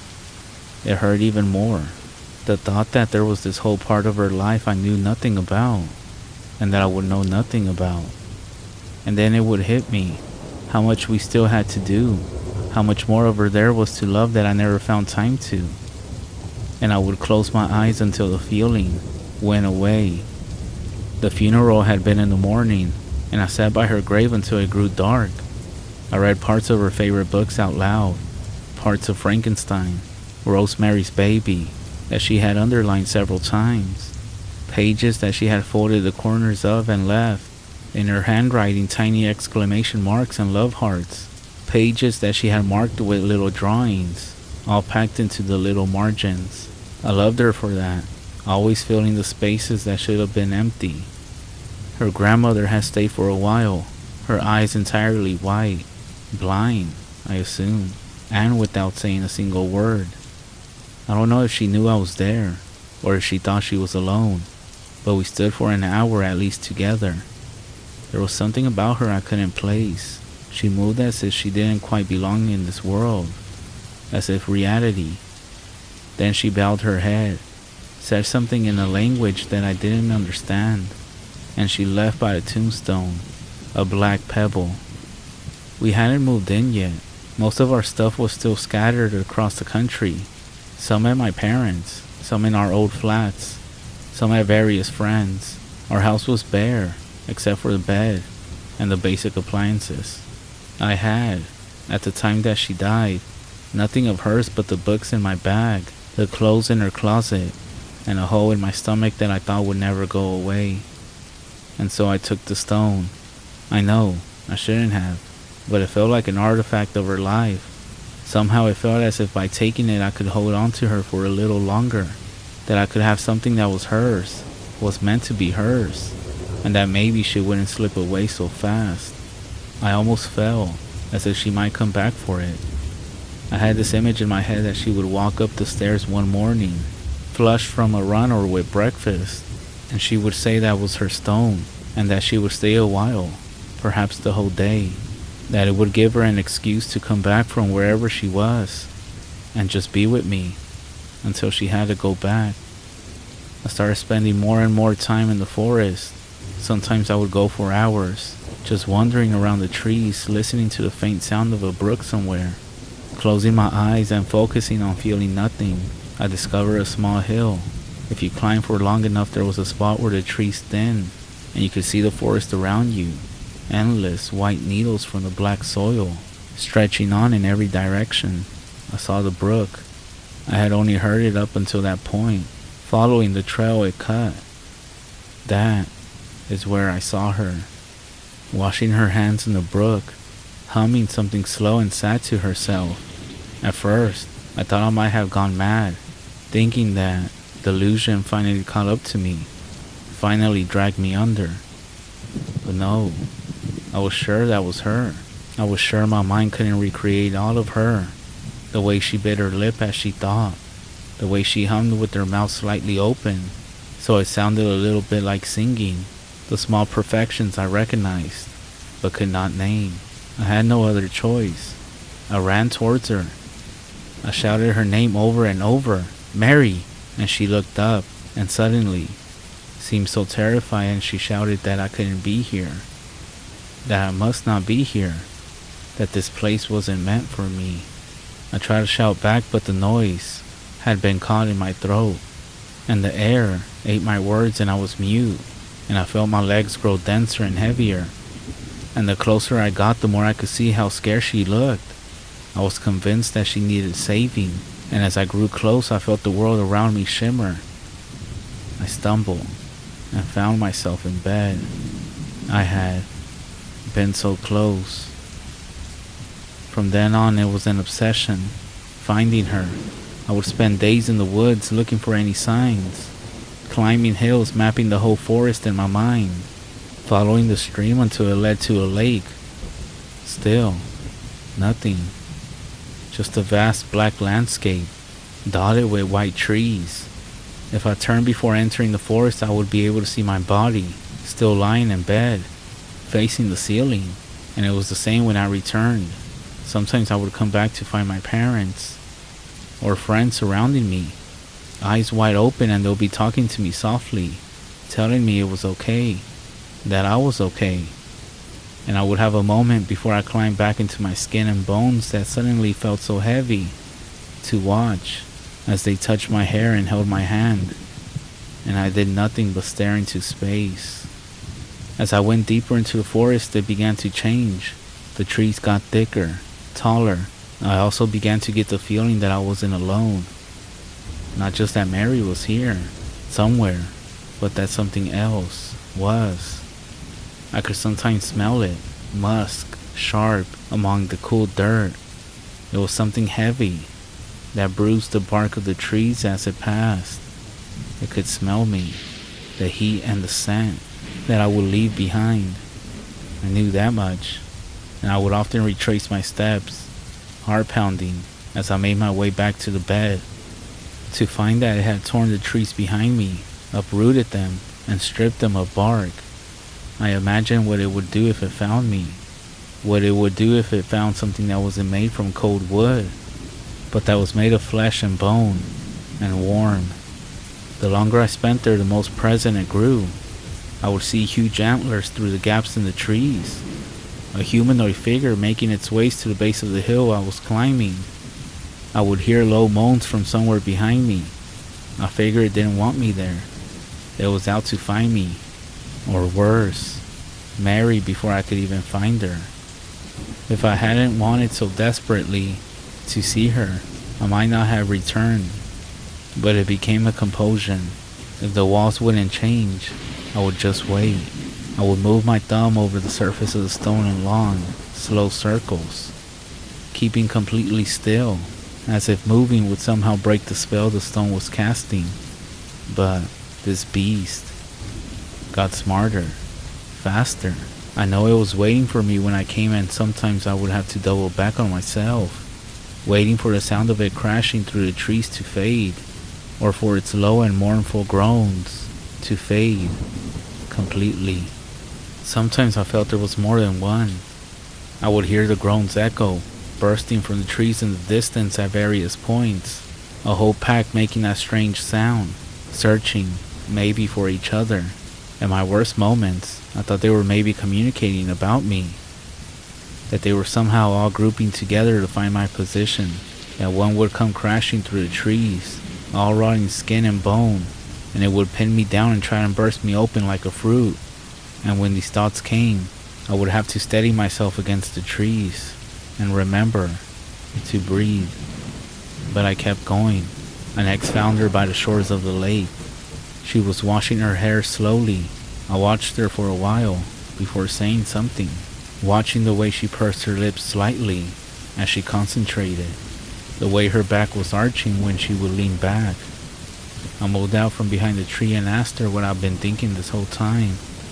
Asked her what she was doing here. She said she was waiting, that she was waiting here for me, but that I shouldn't be here. Not yet. That I have so much more to do. She kept going, telling me that I was wasting it all by being here, that this was a sad and lonely place and I shouldn't have come, that I should have never came. She said if I stayed here too long, I would forget why I came. My memories would leak from my mind like gas. I would forget there was anything outside the forest, that I would forget that the world wasn't just endless black soil and black water, and that she would hear me, not saying her name but moaning into the night, and, as if on cue, there was the noise of a beast in the distance, and I realized what a lonely sound it was, how confused and sad and searching it was. She said she would wait here for as long as it took, but that I shouldn't return until I had to, until I had no other choice. She said that she loved me, said that she knew I loved her, but that there were others who needed loving too. And as she spoke, the forest grew thin around me, as if it had the texture of smoke, and behind it, I could see my parents. And my friends sat around my bed, talking in whispers, holding my hand, stroking my hair, watching over my body, as it was staring with eyes wide open at the ceiling and did not move. I told her I was scared, that I didn't want to go, that if I become a beast, at least I would be with her, and she shook her head. I tried to say something, one last thing, but I couldn't think of anything fitting, of anything that could sum up everything that I wanted to so much to say. As I opened my mouth, it wasn't in the forest, but in my bed. And then I sat up, sobbing, so much that I couldn't even speak, and I could feel arms around me, and could hear their words. And even though I couldn't turn off whatever had just sprung open inside of me, I knew, at least, that I was loved. I stayed like that for a few hours, sobbing so much that I couldn't even breathe. I couldn't think of anything, until slowly I settled. I took the stone back the next day, placing it where it had been left all that time ago. I could have sworn, though, that when I went to leave, in the space between the trees on the edge of the graveyard, for a quick second, I saw the figure of her grandmother, those white eyes fixed on me, as if she was watching. I renovated the house instead. I painted over the black walls of the bedroom. I take it day by day. Sometimes I find myself wishing I had the stone, and I'll catch myself lying in bed for hours, seeing if I can will myself back into that place. But for the most part, I have put it behind me. I'll see her again when the time comes, and until then, I have to keep myself busy. I imagine the low, sad moan I heard so often in that place, and I know that I have to find my reasons not to join them, that each day, I have to find reasons not to join a beast between the trees. The small room that was going to be the nursery, I have now filled with her books. I painted it black, which I felt she would have wanted. From time to time, I'll come into it, pick a book at random and flick through, less to read the book itself and more just to see her handwriting, her tiny drawings, and thoughts that are packed into the margins. Sometimes, if I had a rough day, or have only barely made it out of bed, I'll find something new in the margins, the ink still new, a little note, or heart, or thought, and I'll know that she's not gone, really. And if I close my eyes and concentrate, I'll be able to hear it faintly, the song that she was singing by the lake, and I'll know that she's singing for me.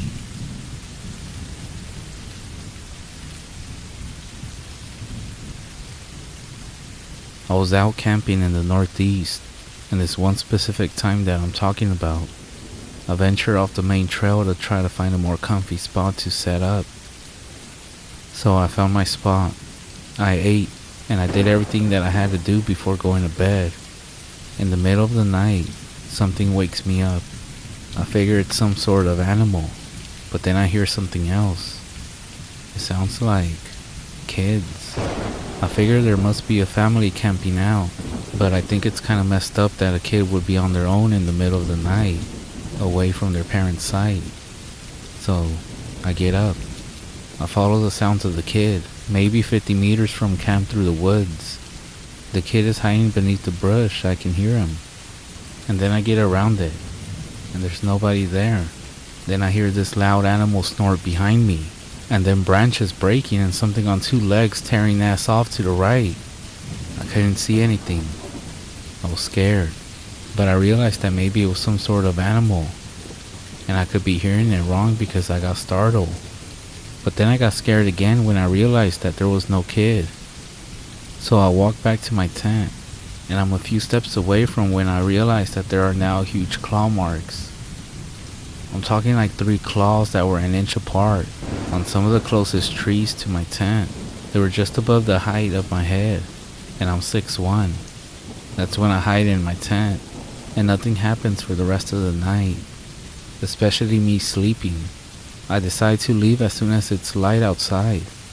I stop at the very first local bar that I can find for some day drinking. The old man at the bar is Mexican, and he says, "Oye, ¿estás bien, mijo? You okay, son?" I tell him that I was camping and I got no sleep. Then he said, "¿Y eso por qué? Why is that?" And I tell him what happened, and he gets a serious face and says, "My people tell legends of things in the forest, but this is weird. They don't really bother people. I'm telling you, don't go into the woods without protection. I know I don't, because you never know what's out there. Cuídate. Take care of yourself."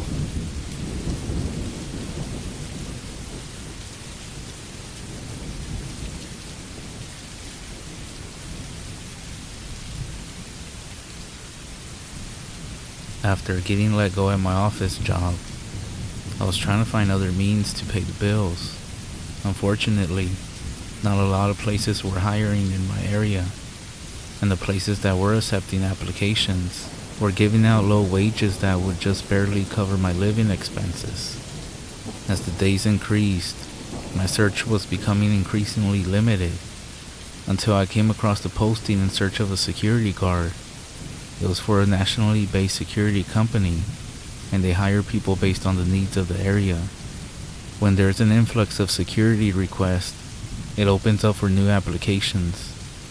To be honest, I wasn't sold on the idea, but the pay was a bit more than the other places that were hiring. The only drawback I could find were the requirements. It was my understanding that I would be assigned to various locations during my time there. One day, I might sit outside a strip mall, and another, I may be walking around a junkyard. I had to think about it for a few moments before typing up and sending off my application. A week went by without any word, and my job hunt continued.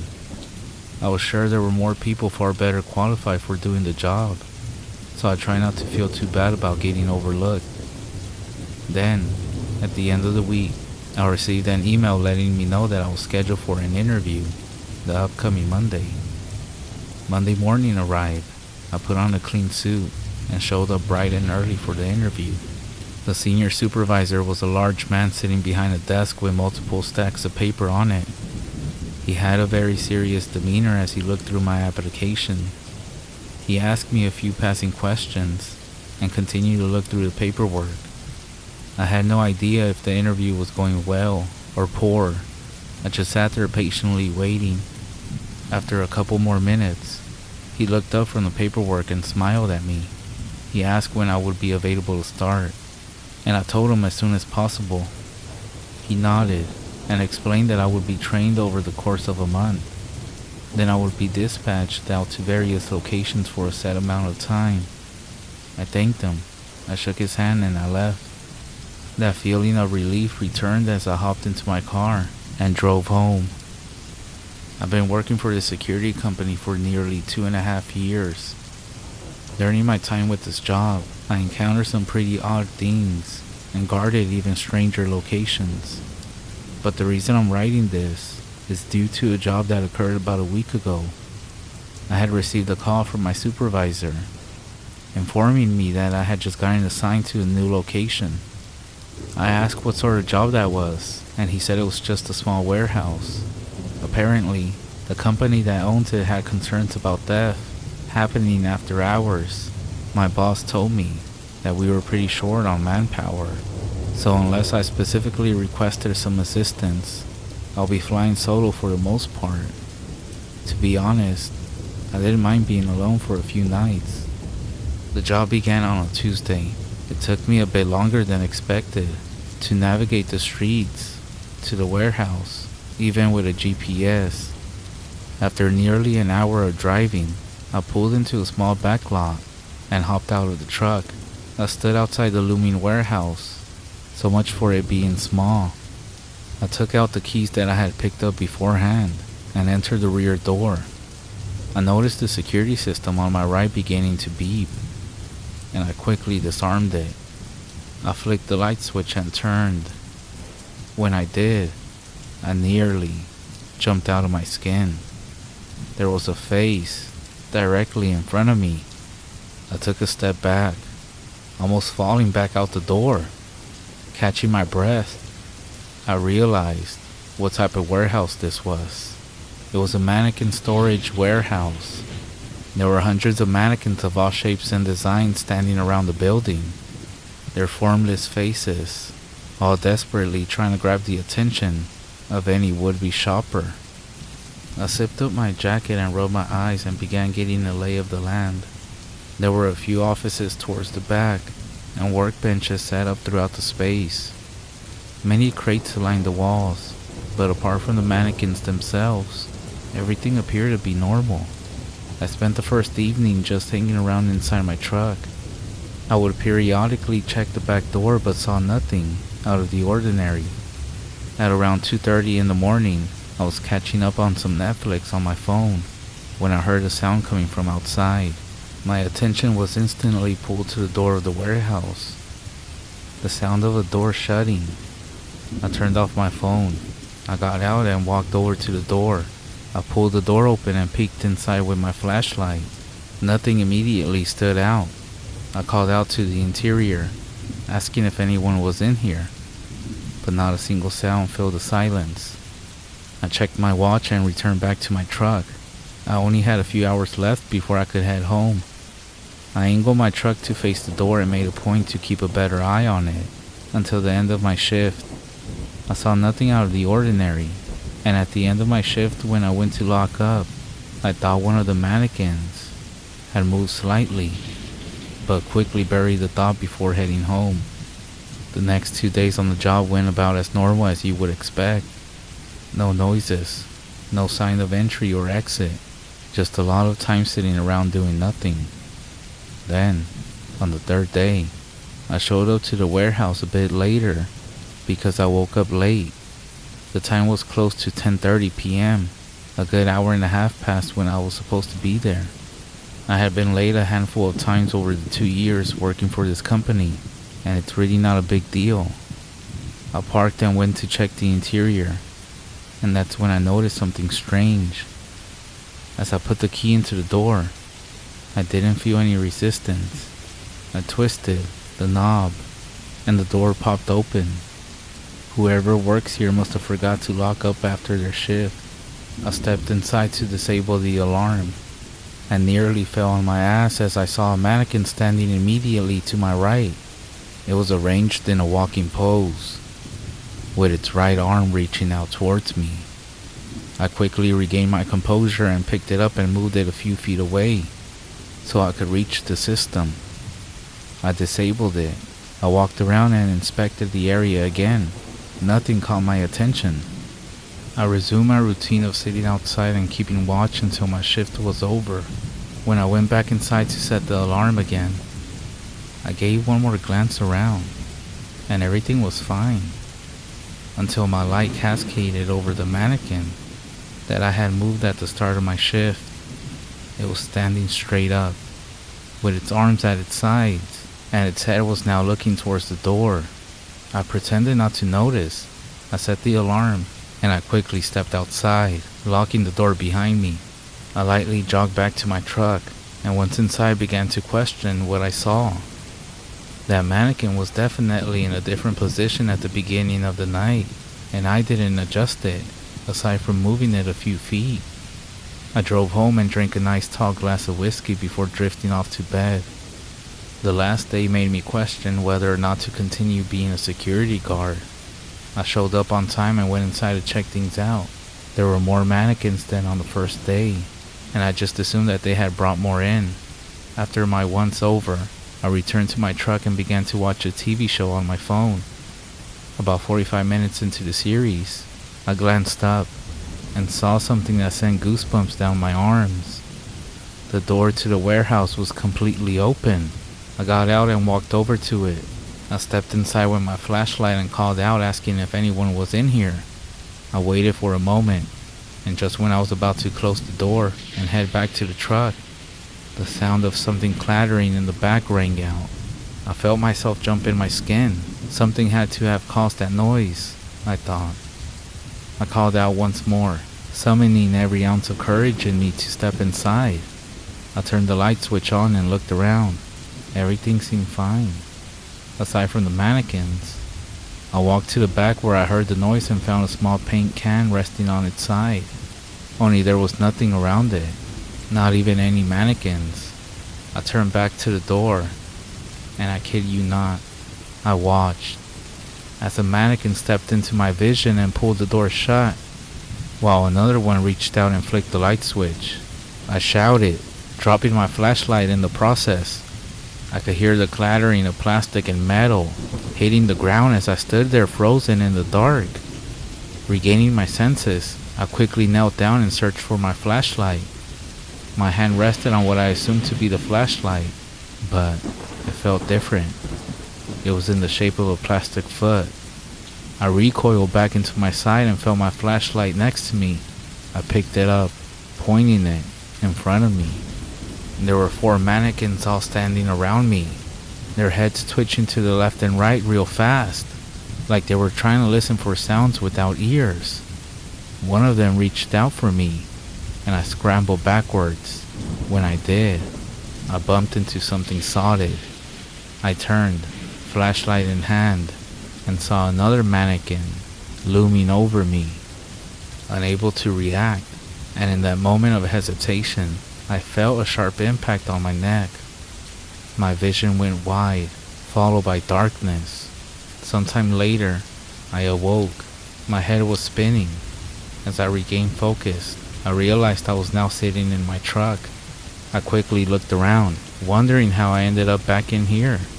I began to wonder if I had possibly fallen asleep in my truck, and that whole ordeal was just some sort of nightmare. The next morning, I received a call from my boss, saying that the warehouse owner said that I had left the door unlocked the previous night. I apologized to him for the mistake, and he brushed it off, saying it wasn't that much of a big deal. I then told him that I wanted to use some of my vacay time and take off for a while. He understood and said it'll be fine. Just before we got off the phone, however, I suggested not taking any more jobs from that location. He attempted to ask why, but all I could say was, the mannequins don't seem to like security guards. He took it as a joke and chuckled before telling me to enjoy my vacay. I'm not exactly sure what happened, if it was all in my imagination or not, but I think I'm gonna pass on guarding warehouses, at least for a while.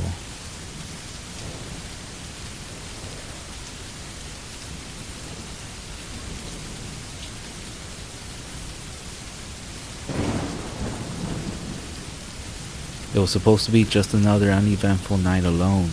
I had spent a lot of nights by myself without the ever-watchful eyes of my parents. Being only 15, some people might consider that neglect, while others may just think it's unimpressive.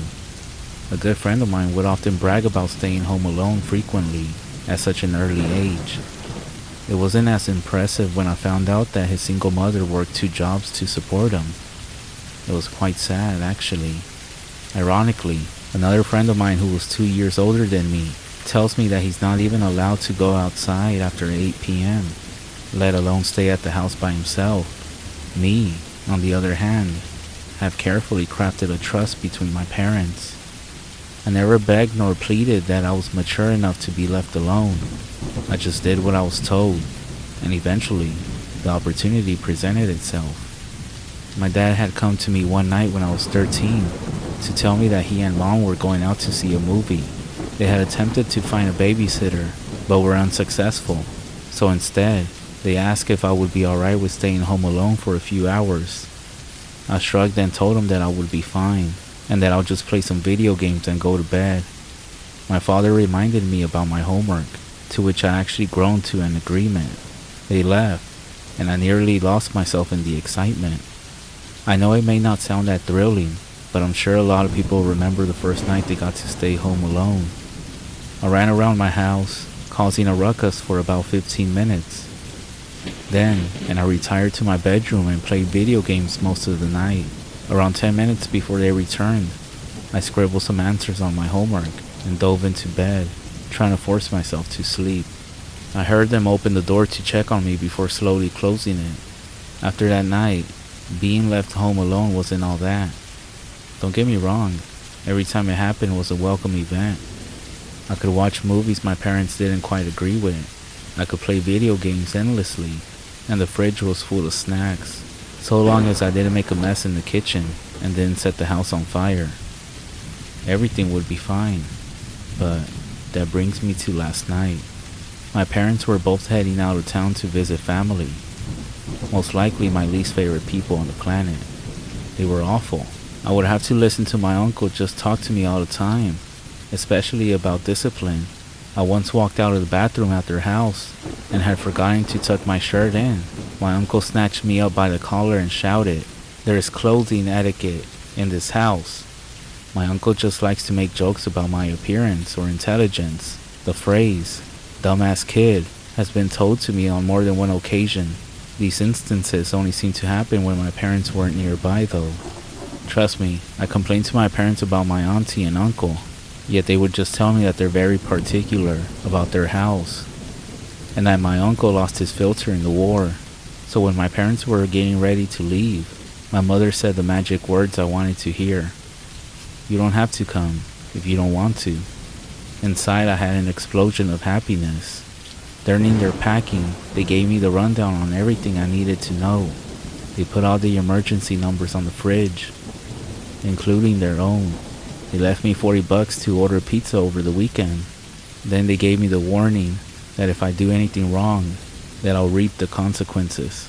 As I stood there on the porch watching them drive away, I felt a bit of remorse for not going with them, but the thought of my uncle's screaming face quickly diminished it.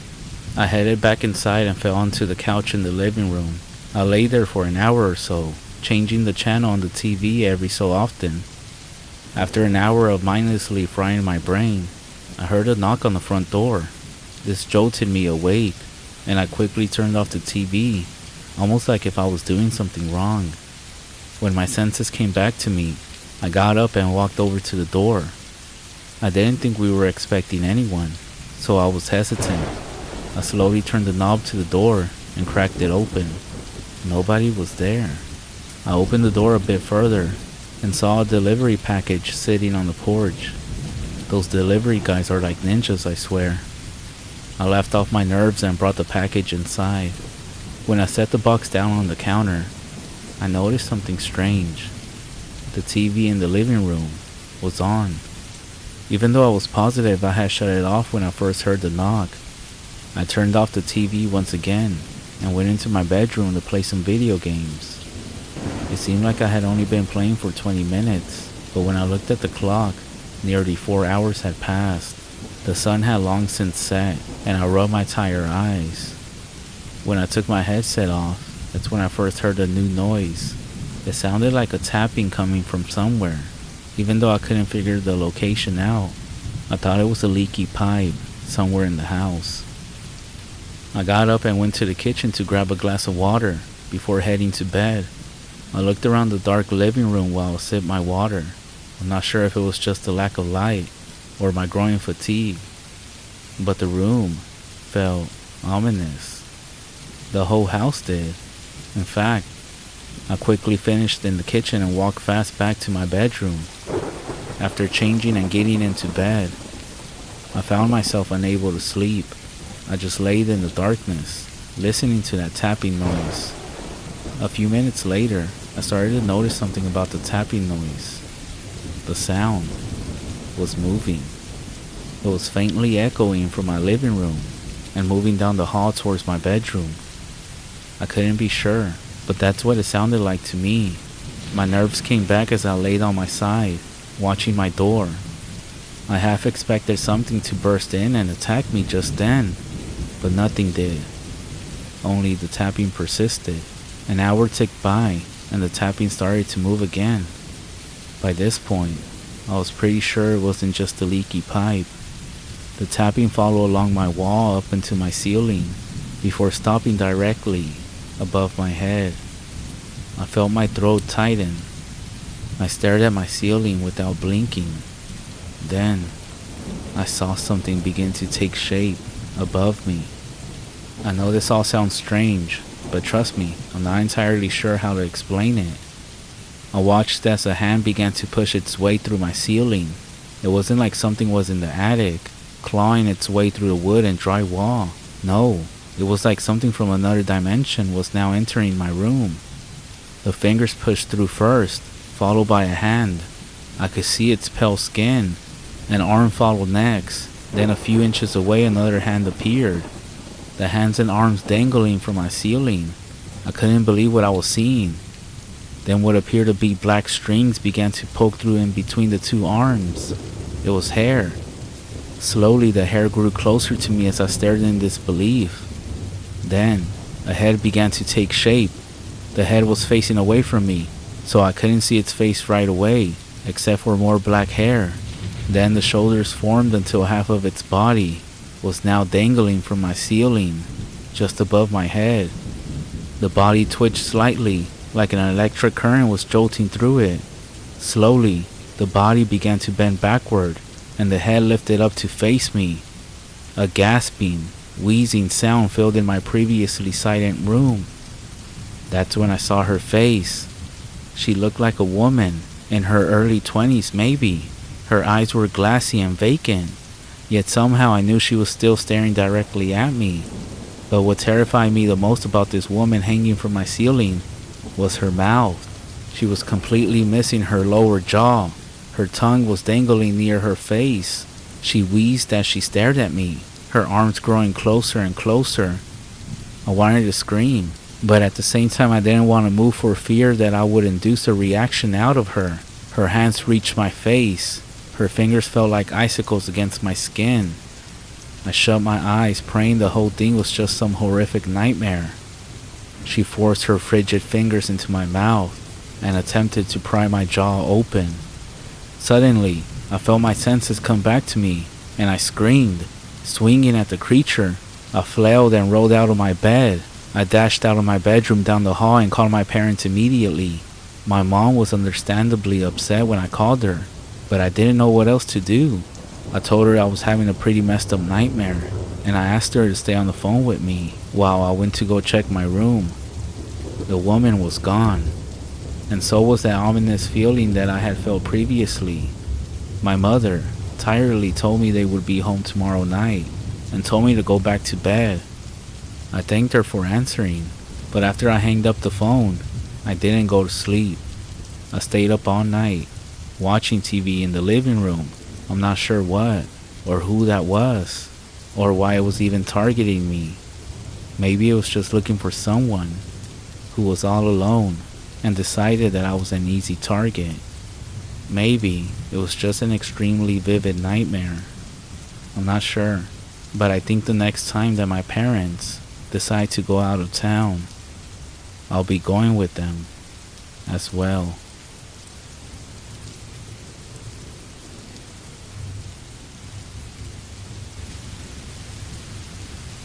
I'm pretty new to this, but I just have to get this out there. I have to tell someone about this, and I felt like this was the best place to tell people. This all started when I used to live in a small town in Arkansas, with a population around 5,000 plus people. It was a typical average, conservative town. In the summers it was hot and humid, and in the winter it was dark and cold. I grew up on southern entertainment, driving four-wheelers, and hunting every deer season, and maybe some small trapping here and there. But this happened during my last year of high school. I was 17 at the time. I had a girlfriend, lots of friends, and a shabby 1972 Ford pickup that I still have to this day. Anyways, it was November. Rifle season had just started, and I had been getting ready for it. My friend, his name is Drew, and I had been planning this trip for months, and we had everything ready. It was Friday, the end of the week, and the start of the weekend. Our plan was to hike up through the national forest, onto the mountain and set up camp and just have a good time. I wish I could have done something to have stopped myself. I woke up at 3 in the morning, leaving a note for my parents and putting my things in the bed of my truck. I hopped in and drove to my friend's house. He was already waiting for me outside. I got out and said in a whisper, "You have all your things? I don't want to forget anything." "Yeah, I checked again before you got here," he said. He put his bag in my bed and put his gun in the truck, and we took off to the mountain. I had my eyes fixed on the road, and Drew was sitting there with a metal click. And I looked over and he was flicking a lighter on and off. "What's that?" I said, putting my eyes back on the road. "Oh, it's my grandfather's lighter. He had it with him all throughout the war." We then turned and went through the entrance to the hiking site. The change from road to dirt was just as familiar as ever. We stopped and got out. We put on our bags and headed up the mountain trails. It was around 7 and we could see where we were going because the sun was coming over the trees. The birds were chirping and I could see the squirrels running through the trees chattering. 3 hours of hiking later, we came up the campsite that we followed with our map. When we got there, we quickly set up our tarps, and we were quick to find firewood and to start a fire. I told my friend that I would get us some lunch, and I headed off with my rifle to go get something to eat. I walked for at least half a mile south, and found myself breaking the tree line. I decided I would sit and watch for a bit. I sat underneath a large oak tree, and looked for any movement. The sun was rising slowly. I was sitting there, when all the birds stopped for a moment. The silence was deafening. The sharp ringing in my ear was eerie. I scanned slowly with my eyes only, staying as still as possible. That's when I saw movement across the field. It was hard to make out. I slowly raised my rifle and looked down the hill. A deer had poked its head out of the tree line. I only saw its head and neck from where I was at. I knew it was risky to take a shot, but I also knew I wouldn't have another chance to bag another deer. Regardless, it was a doe anyhow. That's when I noticed something. The deer's head was higher off the ground than most deer should be. I felt like it was watching me. It slowly turned to the left. I could only see its neck and shoulders, and I could hear leaves crunching as it moved deep into the dark forest. A little nervous, I decided to head back to camp. I followed the mental landmarks that I saw the first time. A tree that had fell over, dried up creek bed, and I could see the tarps in the distance through the trees. When I got back to the campsite, we decided it was time to catch up on some sleep. I crawled into my tent and got in my sleeping bag and fell asleep. We got up early that morning. It was still as eerie as it was the day before. It just felt so weird, different. No animals in the area, just silence. It was strange. The air felt heavy. There were no birds anywhere, no deer, rabbits, or anything. Not even any crows crying out. We were getting hungry, and when the sun set, we nestled down waiting for some game to come around. It soon grew dark again, and we decided to come together and to make some beans that I had packed just in case we didn't catch anything. As we were getting everything ready, my friend Drew got up from his seat and said, "I'll be right back. I gotta take a piss." I sat there drinking my water, watching the fire dance. And after some time I noticed that Drew had been gone for a while. That's when I started to get concerned, and I heard leaves crunching, and I jumped and looked towards where the sound came from, and it was Drew. However, his face was pale. "Dude, come over here," he said. "What's over there?" Just come over here and look, Drew said as I got up to follow him into the darkness of the forest. As I was walking, I started smelling something horrible, something pungent, and it got stronger and stronger as we walked deeper into the woods. The smell was so bad, and then, as I was walking, something fell on my shoulder. I turned my head to see what it was, but the smell of death made my stomach churn. I leaned over and started to throw up, while this thing that was on my shoulder fell to the floor. It hit the ground with a sickening, squishy sound. I pulled out my light and pointed it to the ground. I got confused for a second when a drop of blood fell on my hand. I looked up and my heart skipped a beat. What I saw was disturbing. The guts of an animal, limbs, pieces. A squirrel that had been impaled on a branch, what was left of it at least. I looked at the face of Drew, still drained of all color. His mouth was open, eyes wide. Dude, what the fuck? I said, and that's when we just ran and bolted back to the campsite. How did they get up that high in the tree? Why were they on the branches? Maybe we should leave, I said. I agree. I don't want to stay here anymore, man, Drew said. We started shoving our food and things back into the trail packs. That's when we heard crunching a few yards away from us in the pitch black darkness of the forest. Drew aimed his shotgun at the sound, and I slowly raised my rifle. I pulled out the mag light and pointed it to where we heard the sound. We were about 8 yards away from where we heard it. I flicked on the flashlight, and a deer was leaning, its head out beside a tree next to some brush. With some relief, we lowered our guns, and that's when the deer suddenly fell to the floor. The deer's head rolled down the hill and stopped in front of us. Something had ripped or chewed the deer's head off and rolled it down the hill. But that wasn't the reason I was scared. Someone had been holding the deer's head, and then everything clicked. The bones, the guts, and other miscellaneous parts of animals hanging on the dead tree branches. And that's when I looked up, and a grotesque, elongated hand came from around the tree. We bolted down the hill. I didn't care about our stuff. They could be replaced. We faced in and out of running and jogging. We had our lights and we were looking for a landmark. Anything. Something. That's when I remembered that before we came to the trail, there was a big sign with the words, Washita National Forest. I made that a point in my mind and looked around for it with my eyes. My lungs were burning. My legs were in pain, but I kept running. I would glance back and check on Drew and how close he is behind me. I turned off my flashlight, and so did Drew. We laid up against a tree, still as possible.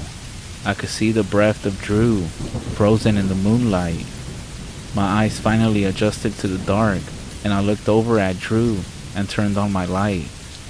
An arm long and bony, covered in blood, it sank its nails into the shoulder of Drew. Immediately, blood started spewing out. He started screaming in pain, and he was lifted up, screaming louder and more painfully. He was slammed on the ground. He looked up at me, his eyes filled with tears. He was dragged through the forest, screaming, taking shots with his shotgun.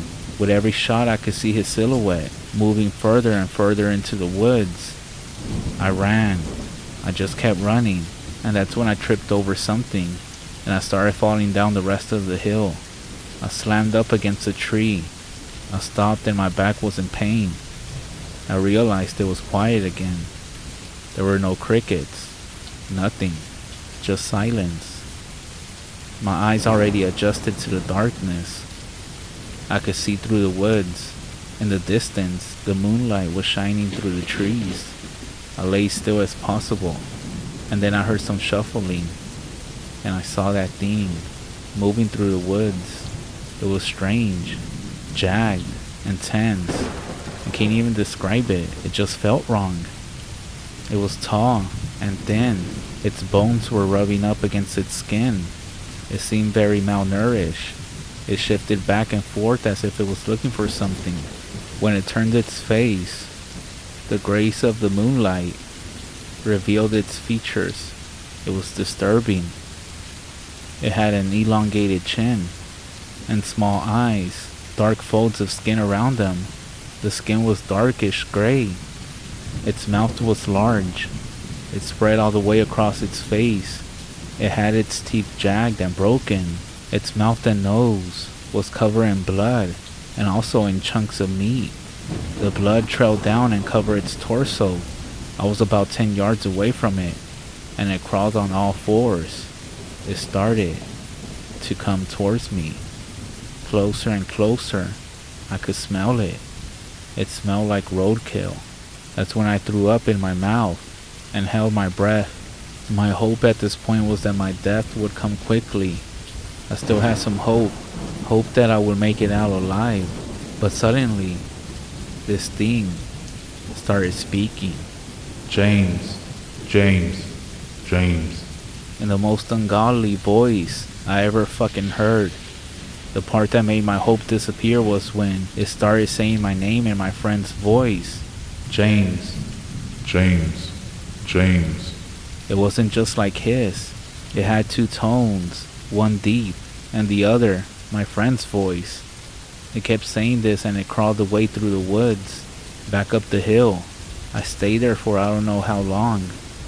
I cried silently, and for some reason, I started moving my hand around, and I found something. It was cold and rectangular. I looked closer. It was the lighter that belonged to Drew, and my flashlight had broken on my fall. I stood up slowly and grabbed my bag. I turned and slung it into the woods and ran towards the parking lot. It started screaming my name, but this time, it sounded demonic. This time it was no longer my friend's voice. I kept running and I didn't recognize anything. I flicked the lighter of Drew and scanned the area. My hand ended up hitting something. It was a sign, and with the lighter I read, National Forest. I looked back and heard that same screech, and I ran through the tree line. At a distance I saw my truck. I ran as much as I could, and when I got there I flung the door open and jumped into my truck and started it. I flipped my gears, pulled out, and hit the gas flying out of that parking lot. As I drove, I looked back, and God, I wish I hadn't looked back. It had broken the tree line, and it noticed me driving away. It stopped in the light of the parking lot, now shown in detail. It fucking stood tall. It was at least 9 or 10 feet tall, and its face, I'll never get that picture out of my head. It looked angry, and its eyes were full of hate, and what I assumed at the moment, hungry. I put the pedal to the floor. I tore off the side road and onto the highway. I looked at myself. My jacket was torn and ripped. I was covered in dirt and had cuts and scrapes everywhere. I pulled up to the police station, and according to what information I had gotten, it took a while for the cops to stop me from screaming about that it had killed Drew. A bunch of men got together the next day and rounded up a search party, with the sheriff leading the search. I ended up refusing to go. They scaled through the mountain and searched for my friend. It was nighttime when they found him. He was barely recognizable, they said. They found him under a log. His eyes had been ripped out. His tongue was forcefully pulled out. His arms and legs had been mauled. He had been gutted, and his genitals had been cut off. And his face, they told me his face was scratched and seemed to have been chewed down to the bones. And his neck had been broken in so many places. I can't even express through here how terrible I feel for running and not trying to help him. I still remember his tears streaming down his face before he was dragged away from me. On paper it was reported as a bear attack. After the incident, my grandfather came and talked to me. He said, "I'm so sorry about what happened to your friend. All the people in my town know the existence of that thing." I heard countless stories of local hunters that have came across it. It's been about 8 years. I'm 25 now. There is not a day that passes that I don't think of my friend. He was my best friend. I'll leave you with this warning. If you ever go camping, be careful. and keep yourself armed. I never want something like this to happen to anyone. I don't even wish that experience on my worst enemy. However, I still go hunting to this day, but I warn you, never go into the woods in Arkansas. During winter, you may just find something out there that you don't want to find. And it may just be a mental theme, but sometimes at night, when it's really quiet, I can hear my friend calling my name.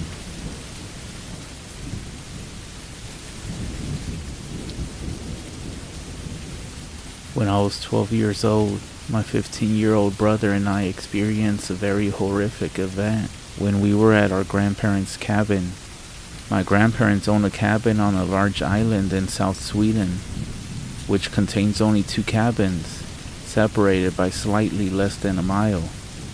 One summer, my brother and I, along with my mother and sister, went to visit them for a weekend.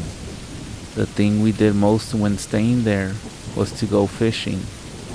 On our first day of the stay, we set everything up, and all we had to do now was to dig for a worm, which was used for bait.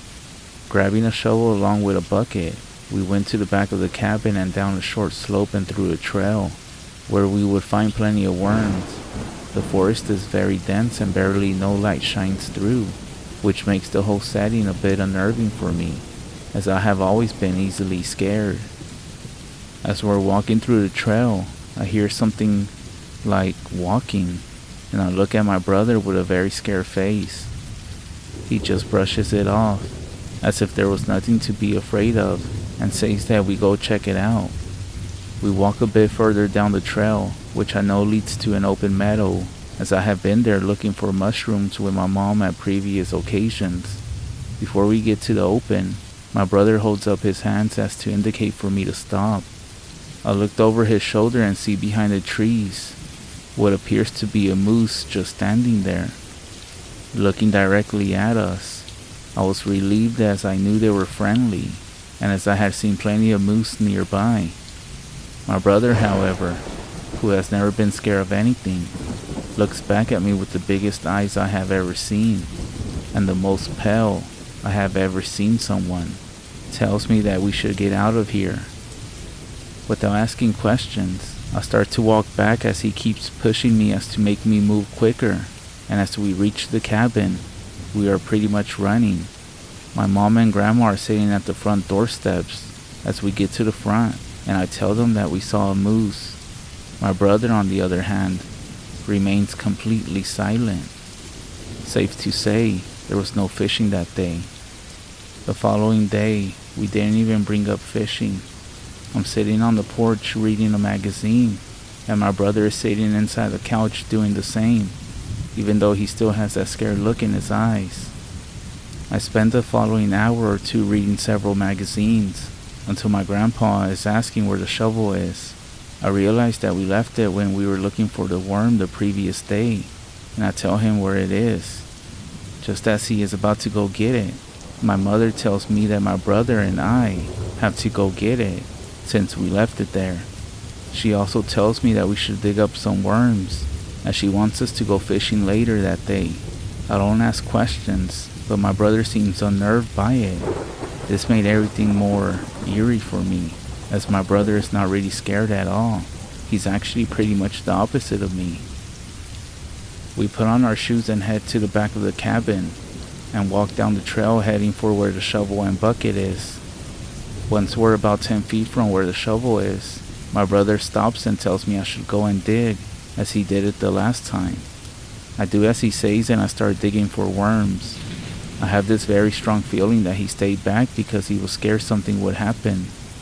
I start hearing the bushes around me sway, and then I hear what you could call sneaky footsteps moving closer and closer. Everything is all the more creepy as I have no idea where the footsteps are coming from. One second I'm sure they're coming from my right, and the next it feels like they're coming from the completely opposite direction. I quickly put the few worms I found in the bucket, and as I fumble to pick up the shovel, I feel as if somebody is watching me. My brother walks up to me and helps me seal the bucket, and I tell him it feels like someone is watching us. to which he responds that we should leave. Just as we turn around and are ready to head back, I hear a crack behind me and turn around. I look down the trail and see the moose once again, peeking at me from behind a tree. It looked very different from what they usually look like. At the same time, I'm more confused and curious than I am scared, and my brother is just completely silent. I can't quite see the whole body of it, but I know that something is wrong. I stand for a couple more seconds watching it, as it's staring directly at us. From what I can see, I realize that it is not standing on 4 legs. It is actually leaning as an old man with a really bad posture, with his arms hanging straight down. I also had this weird sensation that this thing was trying to talk to me, saying, "Let me help you." In a few seconds I get struck with a panic and start walking really fast back to the cabin, my brother doing the same. It only takes a second before we are both in full sprint running back, and I don't look back until we have reached the cabin. I turn around and the moose-like creature is nowhere to be seen. We put the shovel by the shed where we took it and bring the bucket with worms to the front where my mom and our grandparents are sunbathing. The day happens to go on as if nothing happened, and we don't even speak about it. Ever since this happened, I have never brought it up again with my brother. We both just sort of knew that it would feel wrong to speak about it, and none of us have visited my grandparents at the cabin since then. To this day, I'm not sure at all what I saw. I mentioned it to my friend once, and he told me that if what I saw was true, then it was most likely a Wendigo. He showed me some pictures from Google, and I instantly found resemblance of the creature that I saw back then. Until recently, I had completely forgot about this event, but after reading several stories about Wendigos, my mind has once again been haunted by this event, and in a terrible way, as I realized that what I saw was most likely something far more horrible than a moose. Out of all the things I have read about Wendigos, the most terrifying thing is the people saying never to talk to it. I am just imagining in my head what could have happened if I had tried talking back to the creature. When I fell, it was speaking to me.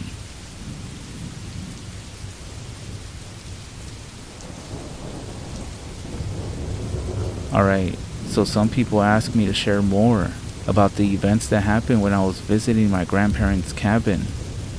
I have not been there since then, but my grandmother and her new husband stay there every summer. Do take note that it was about 6 years ago since the moose incident. For those who don't know about the first part, the cabin is located in a very forest area in South Sweden, on a pretty large island which contains only 2 cabins, separated by a pretty dense forest. Through the magic of Facebook, I contacted my grandma. We don't know each other all too well anymore, so I didn't really feel comfortable calling her. I told her about the moose-like creature and how my brother and I both saw it. She then proceeded by typing for nearly 15 minutes, and I waited patiently. Her reply was a full story of her own encounter, with what she said she had hoped was just a weird, disfigured moose. Her writing was in Swedish, so I will do my best to translate it. About 20 years ago, I was staying at the cabin by myself. Your grandpa was working at the time, so I was alone for the whole week. One night, when I was sleeping, I woke up with an uneasy feeling. I wasn't sure why, but I just knew something was wrong. I had this feeling that somebody was watching me. My first thought was to fall back asleep, and so I did. I woke up in what I believe was about an hour, and this time, I was sure something wasn't as it should be. I felt the same feeling that somebody was watching me, and I could hear something moving outside. I grab a bedside candle and light it. As I get out of bed, I choose not to pull the curtains, as I have this terrifying feeling that someone will be staring right at me. By now, I'm pretty much convinced that someone is trying to rob me. I was sleeping in a room at the back of the cabin, and so I walk up to the front and look out by the porch but see nothing. There are no neighbors nearby, and I can't call the police as I have no phone. I decided to go back to bed and try to sleep the fear away, and so I do. I lay there for at least an hour without falling asleep, and even though the sound is gone, the unpleasant feeling has stuck around. At the back side of the cabin, right outside of my window, was an older cabin which we used before this one was built. The place was creepy, and we eventually decided to burn it down some years later. Anyways, I hear something bumping around outside of it, and I realize that I am actually going to have to look out the window. I get out of bed, light the candle again, and go pull the curtains. The uneasy feeling is still there, and I have the strongest feeling that something is going to be staring right back at me. I pull the curtains, and for a second, I'm in complete fear. I see something staring back at me, but it's no robber. It's not a person. It was a moose. I expected to be relieved to find that it was nothing but a harmless animal, but that is far from what it was. After some seconds, I calmed down, and the panic faded a bit. This thing was still staring at me, but it was for sure not a normal moose. I took some seconds to investigate it. For a first, it was not standing on 4 legs. It was bending, as if the upper front legs were just barely floating above the ground. It was also much more slim than all the others that I have seen, and it had this sort of disturbing twist in the body. The antlers just looked flat out terrifying. Naturally, it doesn't say anything, but I had this very strong feeling that it wanted me to come out. It wanted me to let it help me, even though I felt that's what it wanted me to hear. I just knew that this thing had bad intentions. I faint within a few seconds and wake up at morning and let out a scream of panic. The creature is gone, and I'm trying to figure out if I was dreaming or not. To this day, I'm not sure if this actually happened or if I was just dreaming, but now that I know you saw the same thing, I know it was real. My grandma suggested that I should tell my brother that I spoke to her about it, and I am seriously considering doing so. I mean, this for sure confirms that what we saw was not a normal animal. I had some thoughts thinking that it might just have been a handicapped or disfigured moose, but by the way that my grandma said it tried to communicate with her and convince her, you knew it was the same thing that my brother and I encountered, as it too tried to talk to us. Apparently, she had already told the story to my mom and to my grandpa, but they just brushed it off and said it was either an injured moose or she was dreaming. Hearing about this story just made me all the more scared, but at the same time curious about what exactly the creature was, and also what its purpose was. Was it trying to draw us into the forest? Was it actually trying to help us with something? Or did this animal want help? Hopefully, I will get more clarification the more that I talk to people about it. I ended up sending some pictures of Wendigo and Skinwalkers to her, and she definitely saw some comparisons between them and the moose-like thing. This definitely sent shivers down my spine. So to all the people reading this, if you ever encounter a weird-looking creature, deer, moose, or anything with antlers, do not speak with it, or even acknowledge their presence. That's exactly what they want.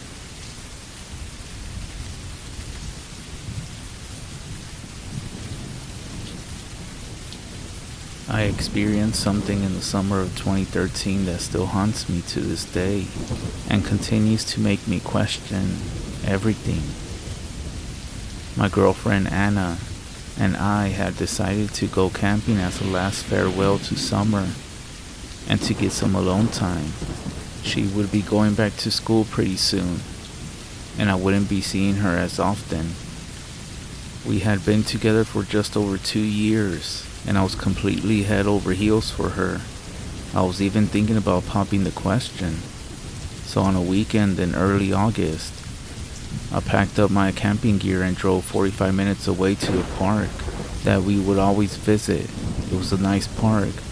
It had a lot of trees and wildlife, along with a small creek running through it. We knew the area well since my friends and family had camped there since we were kids.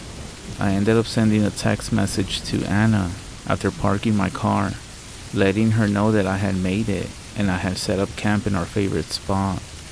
You see, Anna had been caring for her sick grandmother all summer, and her sister had finally agreed to watch her so that she could get away for the weekend, but she had to wait for her sister to get off work, around 5 p.m. that is. To save time, I had volunteered to go ahead and set up. I went up the trail a bit until I found the spot we always camped at. It was nice and level and was right beside the creek. I immediately started setting up the tent. I wanted to get everything done so Anna didn't have to help. About 40 minutes later, I had the tent set up, our camping gear set out, and our sleeping bags unrolled.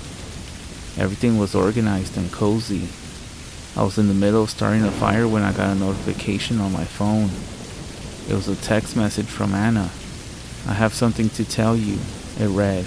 Just as I started to text her back, I heard footsteps coming down the path. My body tensed up a bit, because you never know what kind of people you'll run into in these woods. We had on a number of occasions met with a few drunks and the occasional rowdy teenager, but I soon relaxed as I saw Anna step out from behind the trees with a big grin on her face. I walked up and hugged her, scooping her off the ground a bit to make her giggle. I sat her back down and asked her what she had wanted to tell me. "I love you," was the reply that I got as she planted a kiss on my cheek. Her voice, though, sounded a bit different and her lips were cold. I asked if she was feeling okay, and she brushed off the question and went to check out the camp. I gave her a brief tour before I went to go cook dinner. I made us each one of those pre-packaged camping meals that you add hot water to. We had pasta, and I opened a bottle of red wine I had brought. We sat around the fire eating. I tried my best to entertain her with some funny stories. The sun was going down, and I was having a great time. I watched the shadows dance off of her and the surrounding trees, and listened to the motion of the nearby creek. The daylight was almost gone when she said she was cold. I told her she could go into the tent to warm up while I cleaned up from dinner. She made her way to the tent, but not before giving me a smile and another cold kiss. I was starting to get worried about her. I wondered if she was getting sick, but I didn't want to nag her, so I didn't say anything. I busied myself with cleaning up after dinner, and it was there that I found Anna's plate of food that she had set off to the side on the ground. She hadn't ate a single thing. I also found her glass of wine nearby, tipped over into the grass. This wasn't like her at all. That girl liked her food and the wine was her favorite. At this point, I was more than just a little worried. So I headed into the tent to ask her if she was feeling sick, and I suggested that we pack up and get a motel for the night. But when I opened the tent and crawled in, I found her sound asleep in her sleeping bag. I contemplated waking her up so we could leave, but she looked so relaxed that I decided against it. I went back outside and finished cleaning up camp and putting out the fire before I lay down next to her in my own sleeping bag. I had a bit too much wine, and I fell asleep quickly. The morning came and it quickly filled the tent with a soft glow as I listened to the birds singing outside. Anna was still sound asleep, so I decided to get up and start breakfast. 15 minutes later, I was admiring the meal that I had made. Well, as much as you can admire. Slightly runny scrambled eggs that came from a pouch. I peeked my head back into the tent to tell Anna that breakfast was ready, but that's when things got even stranger. Anna wasn't there. I didn't think it was likely that she could have left the tent without me seeing her, but maybe she had done so when my back was turned. I waited for a bit, figuring that she stepped out when, quote-unquote, nature called, but 15 minutes passed, and I was starting to get worried. I walked the edge of our campsite and called for her, but there was no response. I walked to the trail and called out her name as I walked up and down the path each way. Still, nothing. I went back to the campsite and checked the tent, but it was still empty. I looked around her belongings, but it was then that I realized that she hadn't brought anything. I couldn't even remember her checking her phone last night, which is something that she was in the habit of doing while she was out in case her grandma needed her. That's when I grabbed my phone and decided to text her. I didn't have any signal, so I walked back up the trail to my truck where I knew the signal was good. That's when the text messages started flooding my screen. All of them from Anna. My hands began to shake as I started reading. I have something to tell you. It's bad news. Grandma just passed away. Are you there? Can you meet me at Grandma's house? I can't go camping tonight. I'm sorry. We can reschedule. Where are you? Fine. I'll be at my sister's house for the night. Call me. My hand started to shake so violently that I dropped my phone. My mind raced so fast that I had to fight to not pass out. I ran back to the campsite and searched everywhere, but there was no evidence of Anna or anyone else. I checked the tent to look at her sleeping bag that had clearly been used last night. I even checked the garbage bag to confirm that there were 2 plates from dinner last night, one with food still on it. I ran back to the truck and sent Anna a text message because I didn't trust my voice not to tremble. I told her I got very sick last night and couldn't text her back. I apologized and offered my condolences about the passing of her grandma. She texted me back letting me know she was okay and that I would see her later that day. I walked back to camp in a daze. My mind seemed to want to shut down. It couldn't process what happened. At first I thought I was going crazy. I thought I had a breakdown and imagined it all. But the sleeping bag and the dinner that she didn't eat told me differently. Who or what kept me company last night? Who or what could look just like Anna, but not be Anna? Had it been a ghost? Maybe a shapeshifter? Or was all of this just some kind of sick joke? I packed up camp with difficulty. My stomach was in knots and my muscles were weak. I felt like I was going to get sick at any moment. I made it home and sent a text message to Anna. I told her I was still sick and didn't want to make her sick. The next time I saw Anna was on the day of her grandma's funeral, where I easily passed off my anxiety about the whole ordeal as grief and sympathy.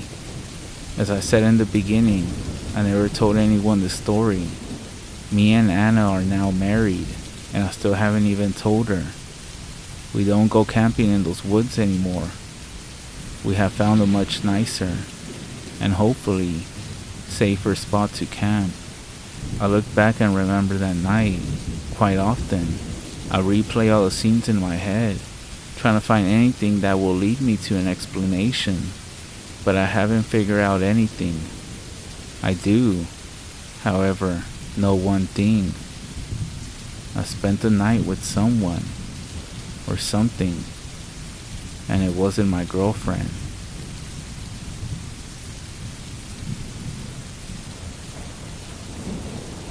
For context, my tribe is the Kickapoo tribe. We're spread out through Kansas, Oklahoma, Texas, and Mexico.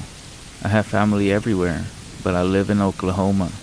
Our tribe still practices traditional ceremonies. That is to say, it's all old school. Outsiders are not welcome, and nothing is written down. And we have several tribal members who don't even speak the English language or know anything about what's going on around the world. Anyways, when I was young, there was a ceremony that had to take place in Mexico every year. All families essentially have to make a trip down there. Out of respect for my tribe, I won't include exactly what happens, but it shouldn't matter. All that you need to know is my grandmother has a house down there that my relatives go to. There's a lot of us, more than the house can hold. Lucky for us, it's cheap to build over there. So my grandmother had a smaller house on that property. My family, my aunt's family, and my uncle's family were there. My grandmother is a superhero, so she is helping another group of family with their ceremony.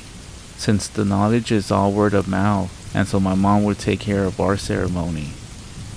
The entire REZ in Mexico is located in the middle of nowhere, about 4 hours drive from Eagle Pass. And once you get there, it's another 2 hours until you get to the property.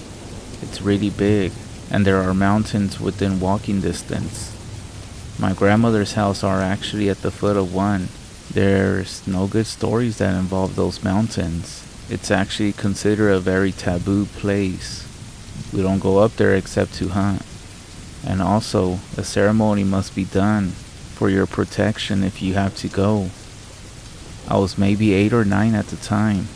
My aunt lives in Texas, and my sisters and I don't get a chance to see our cousins very much. So these trips were the closest thing we had to family vacations, even though they were nothing but long work days. There is no electricity over there. As someone who grew up in pretty close to Oklahoma City, I sometimes forget how dark it can be when there are no cities nearby. No lights on the horizon, no cars on the road. Just finding the 2 small houses on the land can be difficult if no one has any fires going. There is a window in each room that is barred, and the doors are made of steel. It's not pretty, but it's necessary, since no one lives in these houses most of the year. The new house is different. The windows are still barred, but they can open. The old house windows were just solid glass. My sisters and I were playing with my cousin E and M in the new house. M happens to be my age, and E is 2 years younger. It was well after sundown, and the headlights on my uncle's truck was the only light. It was getting late, and I say we, but really just the parents, had a long day of work the next day. So everyone started moving for lights out. My family was in the old house, so my sisters and I headed to our room.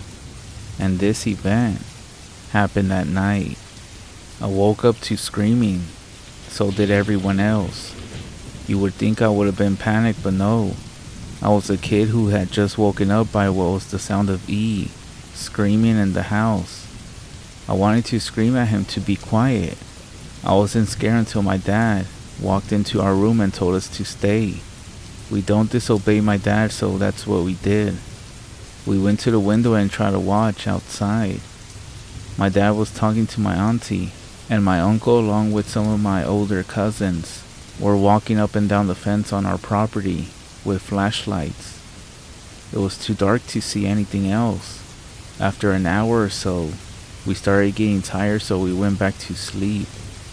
But the adults were awake until sunrise. I tracked E and M down to try to find out what happened, but E wouldn't talk about it, and M didn't know.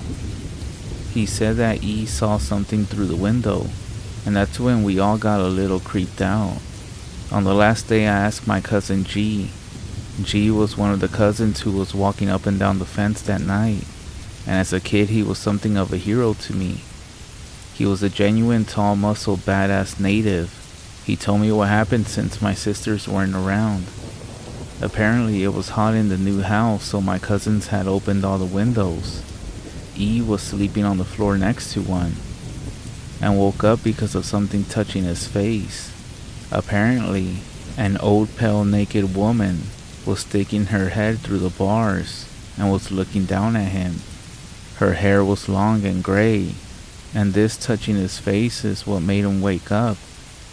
He screamed and screamed until everyone came. After that, they looked around but never found anything. I was creeped out, but was pretty sure that E had just had a bad dream. So here I am a few years later. I haven't gone back to Mexico or Texas in a long time. I'm not really involved in the traditional part of my tribe anymore. My sisters have kind of taken over now. I still help when I can, but I have a pretty busy job. I discovered this community a few weeks ago, and I thought about what happened with E way back, so I thought it might make a good story here. Just out of curiosity, I called my mom to ask about it. Surely I wasn't the only one who had thought E had just had a bad dream. Why was everyone taking him so serious? I really wish I hadn't, because now I have this feeling in my stomach when I think about it. She told me this wasn't the first time the old woman had been seen, and G was wrong. They found her bare footprints going from the window to the fence, headed towards the mountains. Judging from the footprints they found, she had visited every window on the land. And mind you, it's in the middle of nowhere, in the pitch black. What the fuck?